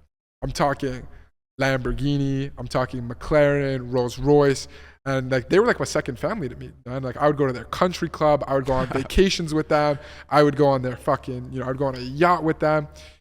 And I saw, like, I took it all in, and I saw like the only difference between Jack's dad and my dad is that my dad is a corporate employee that will never make X, like that will have a ceiling that will be capped out at X. But I saw, you know, a fucking multi-millionaire. And there was only one difference. He owned his own business. My dad worked in the business. And I knew from a young age, I wanted to be like that guy. That's so important. And I want anyone watching this that may be discounting him because you went to a nice school or you came from a nice family. There are so many of our friends who are doing nothing, like not making any money, have a lot of problems. Well, too. dude, my dad doesn't make millions. Like, I came from a nice family. I was definitely privileged, but like, you know, do not let that be an excuse to yourself. Like, oh, that's why he's successful. He took action. He grinded. He went against the grain and took a fuck ton of risk. Right. So huge props to you for what you did. Like, my parents were like, yo, if you don't fucking hit the books, we're going to take your business away, dude. Like, it was the opposite. Like, I was forced to go down the corporate path. You know, since I was fucking 14 years old, right? I was scared to go home if I got a B or a B plus. I was scared to face my parents' wrath. That's the true privilege. People who are pointing you and motivating you, right, holding you accountable. Yeah. Right. I guess, sure. But I think that those are the wrong values. Instead of making it life or death to get an A plus on the quiz or test, they should be pushing you to start that side hustle. Intrinsic, though. They should be pushing you to learn that skill instead. Because at the end of the day, nobody gives a fuck that you got an A in algebra 2. But like the kid that's like grinding on camera since it's more habit forming, I guess. Sure. Yeah. Sure. But the kid that's like learning a skill at 14 and then like seeing that skill through, by the time he's 25, he could be like the next, you know, Spielberg. No, it's just interesting. Like, the whole education system, technology's evolved so fast, and our parents are the one that we trust in guiding us through life. But again, they had to go to a library. Right. They had to go to a college to learn from someone who's the best at what they do. Now we can online, and we can use social media and AI. And so these people, even 10 years ago, it's a whole different world than what they came up in. And so it's so important that you're learning just firsthand and then trusting yourself that you have the right information and to take that leap. So was there like a point that you like were like hedging, like, should I stay in school? Should I take that leap? Absolutely. Yeah. Absolutely. Like, when I first started Tabs, like I was like kind of like recruiting for like a summer internship. And then I was like, fuck that. I'm not going to get a summer internship. And I lived at home and I was working on Tabs. You know, and this was like when we were in production, we had no sales. And again, there was a lot of waiting time. And, you know, I had to face my parents' wrath every single day. What are you doing? You're wasting your time. You know, you need to be in a corporate environment. You need to be learning. You need to be in an internship. Like, you know, disappointment. Dude, disappointment. So I didn't drop out of school, right? Second semester sophomore year, I went part-time student. I took 2 classes, and that was that. Then I didn't drop out of school. After that, I decided to take a gap year. I'm still on my gap year, by the way, right now. Oh yeah? I ain't going back. For sure, no. I ain't going back. And by the way, I'm allowed to take up to 10 gap years of a leave of absence. I don't need to like drop out. I don't need to be like a radical dropout, right? I've created optionality for myself, and there is hedge right there, right? Which is like a safety net. Like shit hits the fan, worst case scenario, like I can always go back. And that's how I think other people need to think as well. Like school will always be there for you. But like I have lightning in a bottle right now. Like my company is growing by like double-digit percentages every single month. Now I am making millions of dollars. What gave you the courage to take the gap year? Well, it was the idea that like again, what is the worst that can happen? But here's the thing. So I took the gap year, and I moved to Miami. I moved from a frat house to this apartment that I couldn't really afford in Miami, and the company was growing month after month after month. But I was reinvesting every single dollar back into the company to fuel the growth. And then July happened, and shit hit the fan. We started getting banned on all our social media accounts. Revenue fell dramatically. My co-founder and partner, who was supposed to be contributing, who was completely MIA, told me, "Hey Oliver, I'm gonna go back to school, despite my pledge to take a gap year with you to focus on scaling the business. And by the way, I'm gonna go start other businesses too, and I'm gonna do the bare minimum per our contract agreement, and I think you should do the same." I go, "Oh fuck, man. I can't afford the apartment that I'm living in. I can't afford food, really.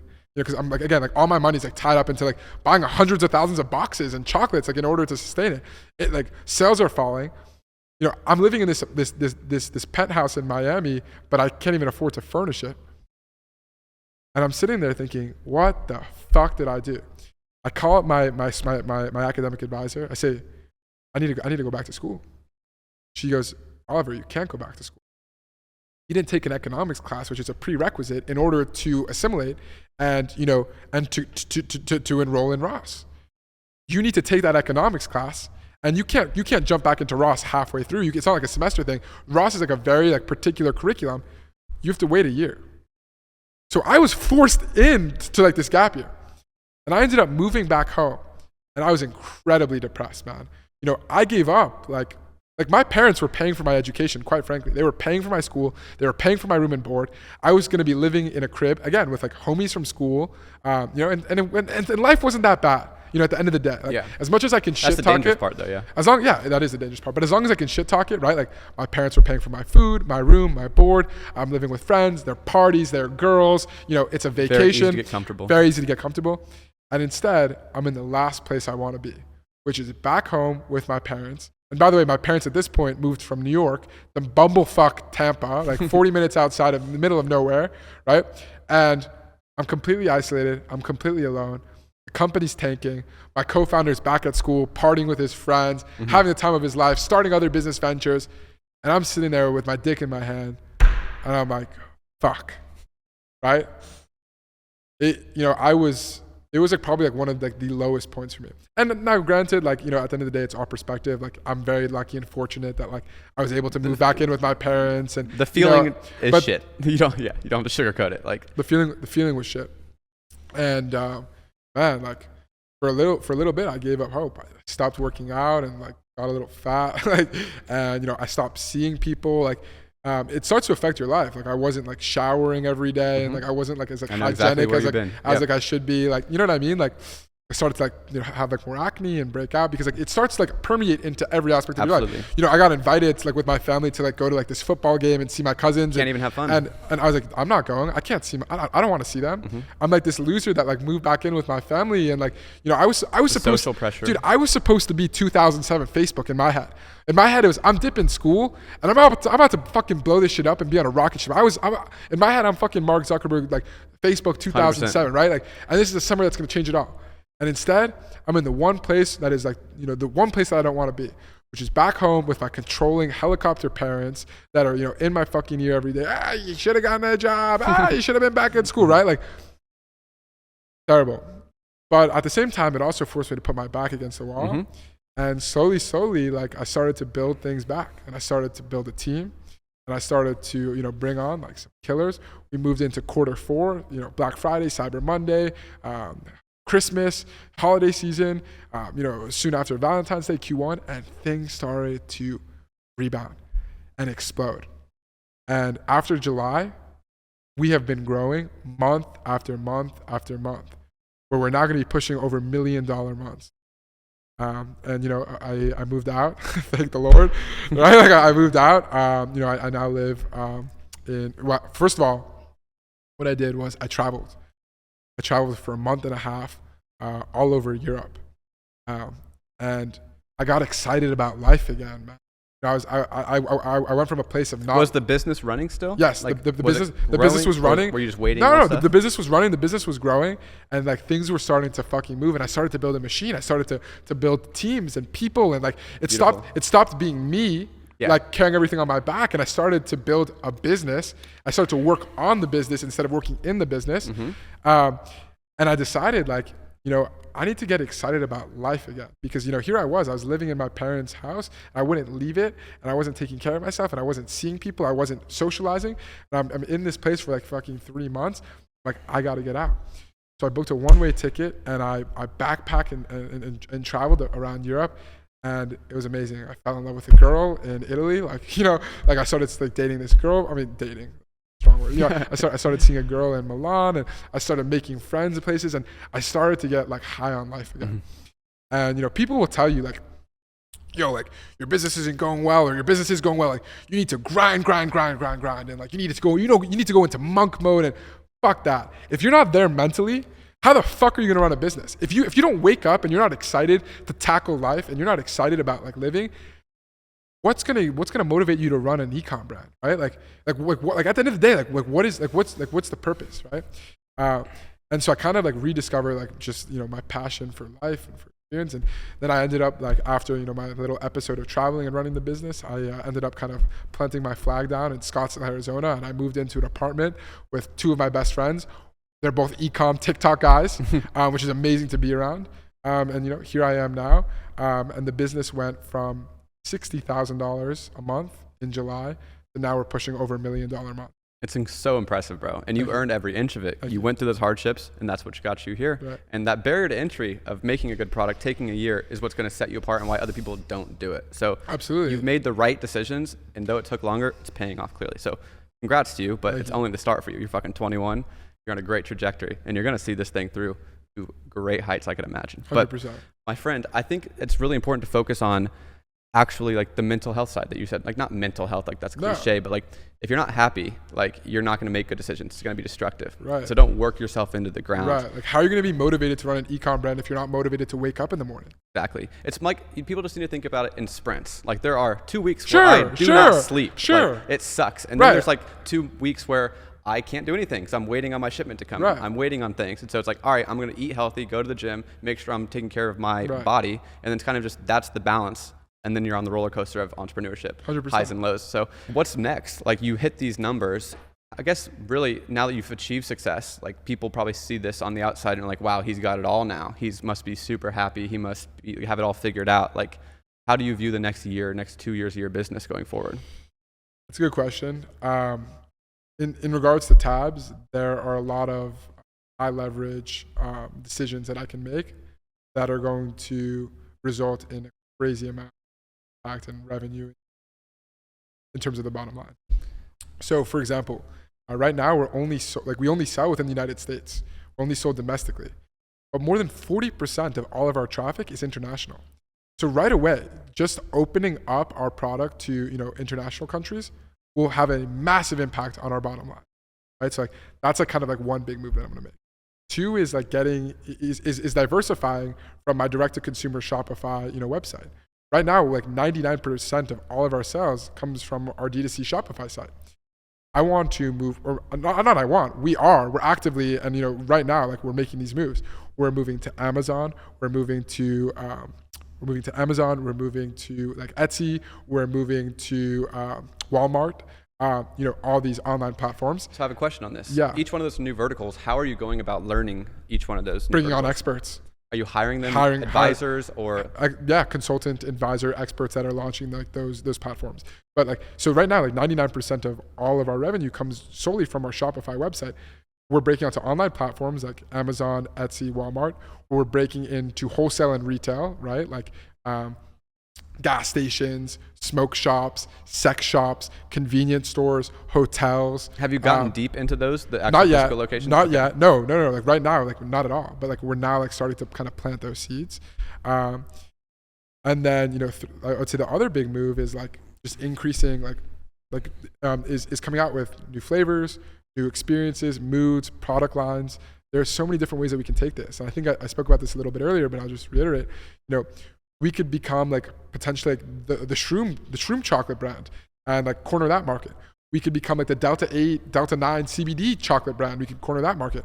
We could become the sex shop for Generation Z and corner that market. We could be like the mood, like the, you know, the functional food brand that like comes out with like, you know, a gummy times relax, or like, you know, a pre-workout times chocolate, whatever, you know. So there's so many different ways where we can take the business, and now it's about like kind of masterminding, like, all right, we're now doing 8 figures a year in revenue. Like, what are the moves that we need to make in order to bring it to 9 and 11? I mean, 11, right? But, you know, 8, 9, 10. Why not? Let's come for the B.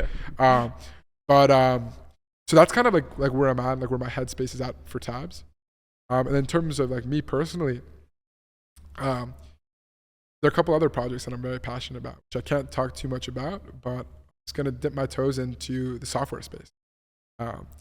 And for those of you that like don't really know this, like on e-commerce, typically you'll see a multiple on your EBITDA, on your profit, your earnings before taxes, right? Adjusted taxes, of, you know, like 3 to 5x. For SaaS, you're seeing an exit of, you know, like 10 to 20x revenue, right? Because it's MRR, it's you know, and so I think that like Tabs has been an incredible stepping stone for me, and I do want to see it through, but I'm also starting to get excited about like new avenues altogether that I think like will create and build generational wealth. Yeah. So, and then lastly, I want to point out, I'm starting to really focus on building my personal brand. So do not forget to subscribe to me on YouTube. Call to action. At you know, Oliver Brocato, Brocato. But I'm starting to take my personal brand incredibly seriously. I've seen the opportunity and the opportunities that have fallen into my lap from having 20,000 followers on Twitter, a modest 20,000 followers on Twitter, right? You know, investors that want to throw cash at me, some of the craziest talent I've seen that want to work for me for free, you know, parties, events, masterminds, right? Like I've seen firsthand the impact that Twitter has, like that my little social media following has on my life, and I want to multiply that. And so I'm breaking into YouTube, TikTok, Instagram. How many subscribers do you have on YouTube right now? 800. Like, it's gonna be fun to watch you grow. Maybe like 600. Yeah. I think I have like 600. Mm-hmm. That'll change soon. Okay, so those like just the common verticals. Do you really see yourself, like you're talking about software, you're talking about diversifying? Yeah. Is this because now you kind of separate yourself from the business? It's like a well-oiled machine, and now you can start diversifying? So smart, dude. Absolutely. So ultimately, what's your goal? Like, do you have like a why? Like, I know people always talk about that, but I think people say in business, follow your passion. Right. I think, but a lot of people that I've known, just business is their passion. Business is my passion. Yeah. Like people talk about like fucking hobbies and whatever. Like I love creating. I love building, and I'm addicted to like that feedback. And you know, the feedback is creating an amazing brand and product with that leads to impact at the very foremost. And then also like money is like the scoreboard, right? Like, and there's no cap on that. It's a sport, yeah. It's a sport. It's a game. Like your life doesn't change from 2 million to 3 million. Nope. Like at all. Like at all. But it's like it's a game. It's a game, and you want to level up and you want to beat your high score. In terms of like my why, right? Like I would say like I for sure had a chip on my shoulder growing up. 100%. You know what I mean? Like like seeing like my friend Jack and like his family, like his multi-millionaire dad, and I see like my dad that would wake up and slave from like 6 a.m. to like 9 p.m. every single fucking day, and like my dad was like afraid of getting fired, even though like he was, you know, a top performer, and by the way never did get fired because he was a top performer, but like that's just the anxiety of having a job and being in like the financial space, right? Like when there's a downturn, like everybody's sweating bullets, but like, you know, I saw my dad like, you know, working his ass off and it never being enough, right? Like it was never enough. And I was like, I can be that guy. Why not me? Why not me? On top of that, like, I would say like, I always looked at myself like as a kind of like an outlier. Like, dude, I wasn't the smartest kid, like in math class. I didn't get the best grades, but like I know that like I was destined for great things. I know that like I had potential, and I wanted to see that through. And people slept on me, bro. Like people slept on me. Like friends slept on me, teachers slept on me. You know, like everybody slept on me. And I'm a testament to the fact that you can create your own path. You can do what people say you can't. And at the end of the day, the sky's the limit, and you create your own reality. And I will say, like, I'm like kind of like a rebel too, a little bit. Like, I can never like work for somebody. Like, I can never like follow orders or like Same. or like be an employee. And like I'm an outlier. I'm an outsider, man. Like, a personality trait. It is a personality trait, and like I would get bored like doing the same like repetitive task over and over, and like, you know, I need to, like, I love the game of entrepreneurship. I love the fire, the stress, the anxiety, the intensity. I live for that. Entrepreneurship is not fun. Like, no, it sucks like every inch of it. But on the outside, it looks so glamorous. No, you have to, bro. You have to be built differently. Something that I realized: every successful entrepreneur has struggled, like battle scars. Like, you know what they say? Like, you know, all the scars, it creates scar tissue. So that like, so like, you know, yes, like the next time you get cut, there's so much scar tissue that you don't even bleed, right? And like, there is no successful entrepreneur without all those L's and without all those painful, like, you know, lessons and failures. And anybody thinks that they can shortcut that, or anybody thinks that there's like they can get rich by drop shipping, you know, right off the bat, or like, you know, like they can go from zero to fucking millions. I got some sad news for you. That ain't the case. And by the way, fuck all of those YouTubers and those gurus that try to perpetuate that lie so that they could line their pockets and they can make money selling you the dream, selling you the course. Fuck all of those guys. Like, it's fucked up. You know, they make $100,000, you know, max in revenue, maybe like $10,000, like fucking, you know, off their company, and now like they're equipped to sell you this course of their rented Lamborghini. And I know these kids firsthand. They're not impressive. They haven't really like they don't know what it takes to run a business. They don't run a business. They run a lie where they tell the youth and they tell kids that, hey, just like me, you can make money like me. Bro, the only reason why you're making money is because of lies and because you're tricking people that don't know any better to buy your shit. When in reality, they don't have a fucking leg to stand on. I could not agree more. One nuance or caveat I want to make is that people lump those type of course sellers to all course sellers. Right. Like college, right. I, equally as passionately as you are, I would say that college is 10 times worse because college is $60,000. College is worse. But these people that are selling these courses in their early 20s that just like made $100,000 one time or whatever. Not even, bro. Some of them, dude. It's all fake. Like, for sure. It's like, okay, like let's break this down. Like, I know a guy that has like on his like Twitter bio $1 million in revenue. It was $1 million in revenue over 3 years, right? So that's 330. Let's say $300,000, you know, for simple math, right, per year. And he had 20% margins, right? So that's $60,000 in profit per year, right? And then he's a business partner, so it's 50-50. Homie was making 30 G's a year. That's below minimum wage. Yeah, it's not, but they say they use revenue right. too. As $1 million in revenue. Yeah, irrelevant. Homie was making $30,000 a year. That's go work at fucking Shake Shack, bro. It's so funny. Go work at Shake Shack, and now, homie's pulling in. I know homie's pulling in over $30,000 a month off courses. And people will say, my agency makes $30,000 a month when their agency makes $2,000 a month and $28,000 are course sales. But I agree. I don't want to like. It's sad because like these guys ruin the integrity and ruin like the game for everybody. You're right, bro. There are for sure. You know, studs. There are for sure like legends that have that have a course or have a mastermind where it, like, you know, the ROI on that is immeasurable.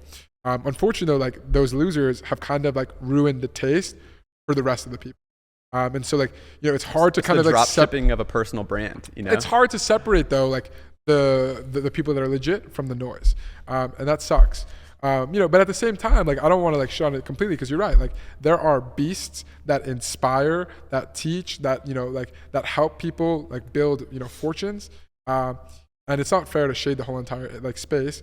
But what I will say is that like 99% of the space Fucking No, full of it's shit. if an influencer with if a person with a large following is selling a course, you're better off second guessing it and making sure they're actually legit. Right. But if you go to like Masterclass or Udemy, like Right. you got the CEO of Disney making a course, Right. and if you want to learn how, like if you actually know what industry you want to be in or what business model you want to do, the best thing you can do is pay Right. thousands of dollars to learn from the best person. Absolutely. But it's your fault if you fall for this YouTuber that has 1 million followers and makes a VSL. Right. Like you got to take accountability there. But here's the other thing too, is that like, there are people that I go to that run $100 million brands.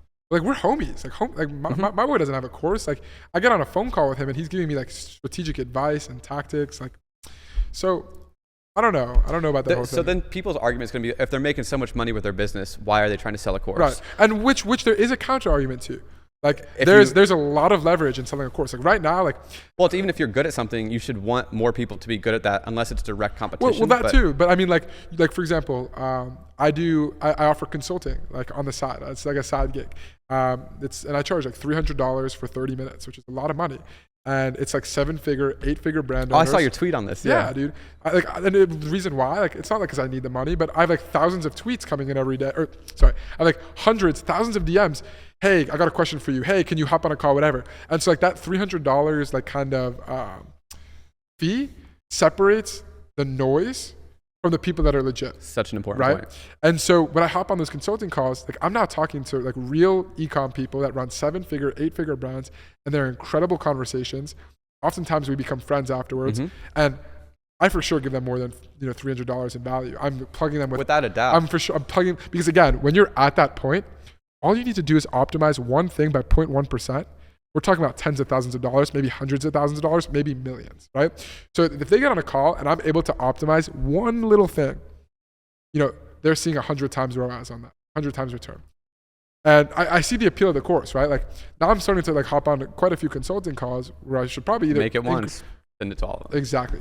Instead of hopping on a 30 minute, where it's like oftentimes the same question, Exact same. the Every same, time. like now it's like, okay, wait a second. Might as well like make a course. Might as well make a mastermind.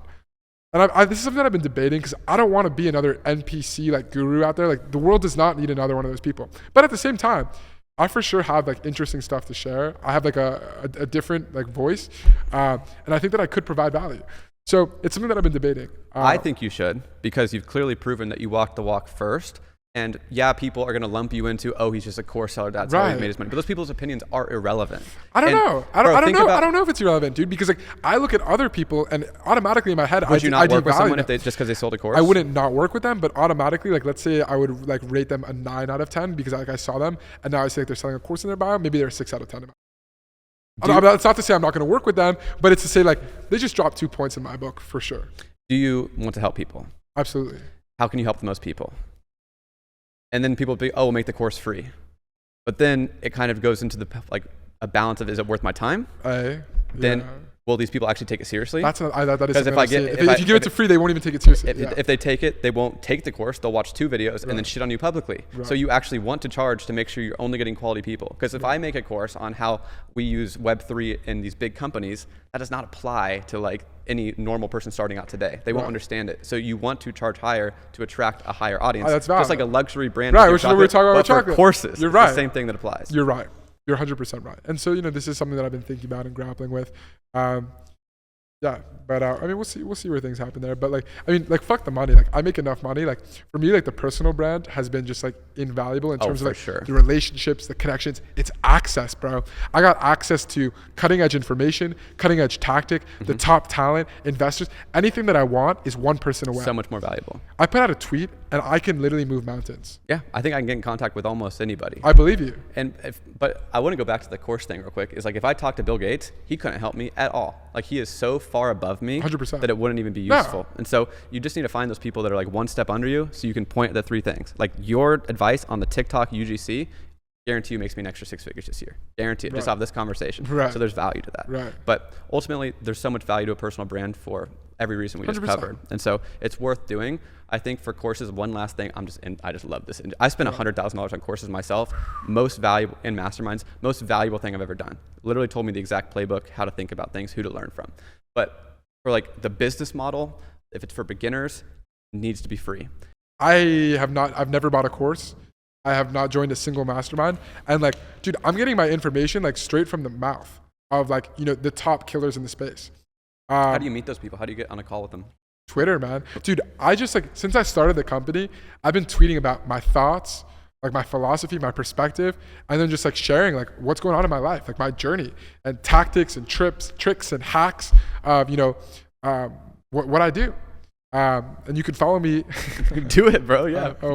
And you can follow me on Twitter at Oliver __ B1. I'm on all other social media platforms at Oliver Brocato, Brocato, Instagram, YouTube, whatever.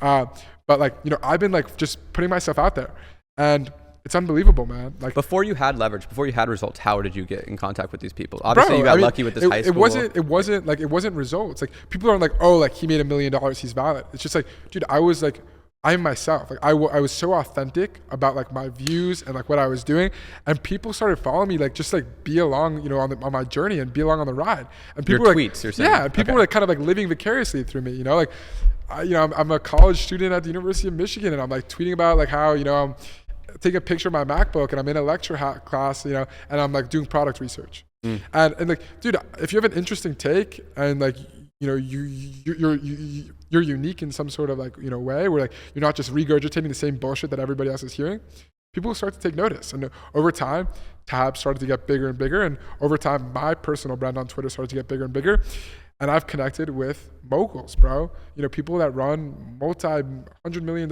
brands, people that run conglomerates, like investors, VCs, creatives, like anybody and everybody. And it's a very small world. It's a very small community. I think you can testify to that. I feel like once you reach a certain point in our e-com world, you become known, and you know, like people know who you are, you know who they are, and like there's like you're legit or you're not legit. Like there's like an understanding. It's like, oh, we have like 8 different mutuals. It's like I can background check you like that, right? Like I could reach out to Alex, right, who's a mutual friend of ours, and say, yo, what's the deal with this guy?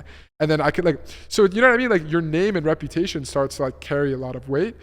Start penetrating those kinds of circles, and you start becoming known for something, which is really important. How do people talk about you? Just like your product, right? And I'm like the TikTok like organic guy. Like there you go. That's like my personal brand. Like I'm like the TikTok organic guy, and hopefully in the next coming years, I'll be known for a lot more than that. Well, my friend, hopefully we can have you back, and maybe sooner than that, and we can kind of get an update on what your journey's been. But I think watching your personal brand grow, I think you're going to grow really fast. Thank you. You have this down. You're definitely credible. So I think this was really insightful. I recommend everybody watch this back 2 times at least, because he dropped so much knowledge. You need to internalize that, and we talk really fast. So definitely watch this again, but go follow him on all social media. You already know his name. We gave like 4 plugs, but my friend, great to like actually get to know you. That was really inspiring. I learned a lot. Look forward to the next one, brother. Cheers. Thank you.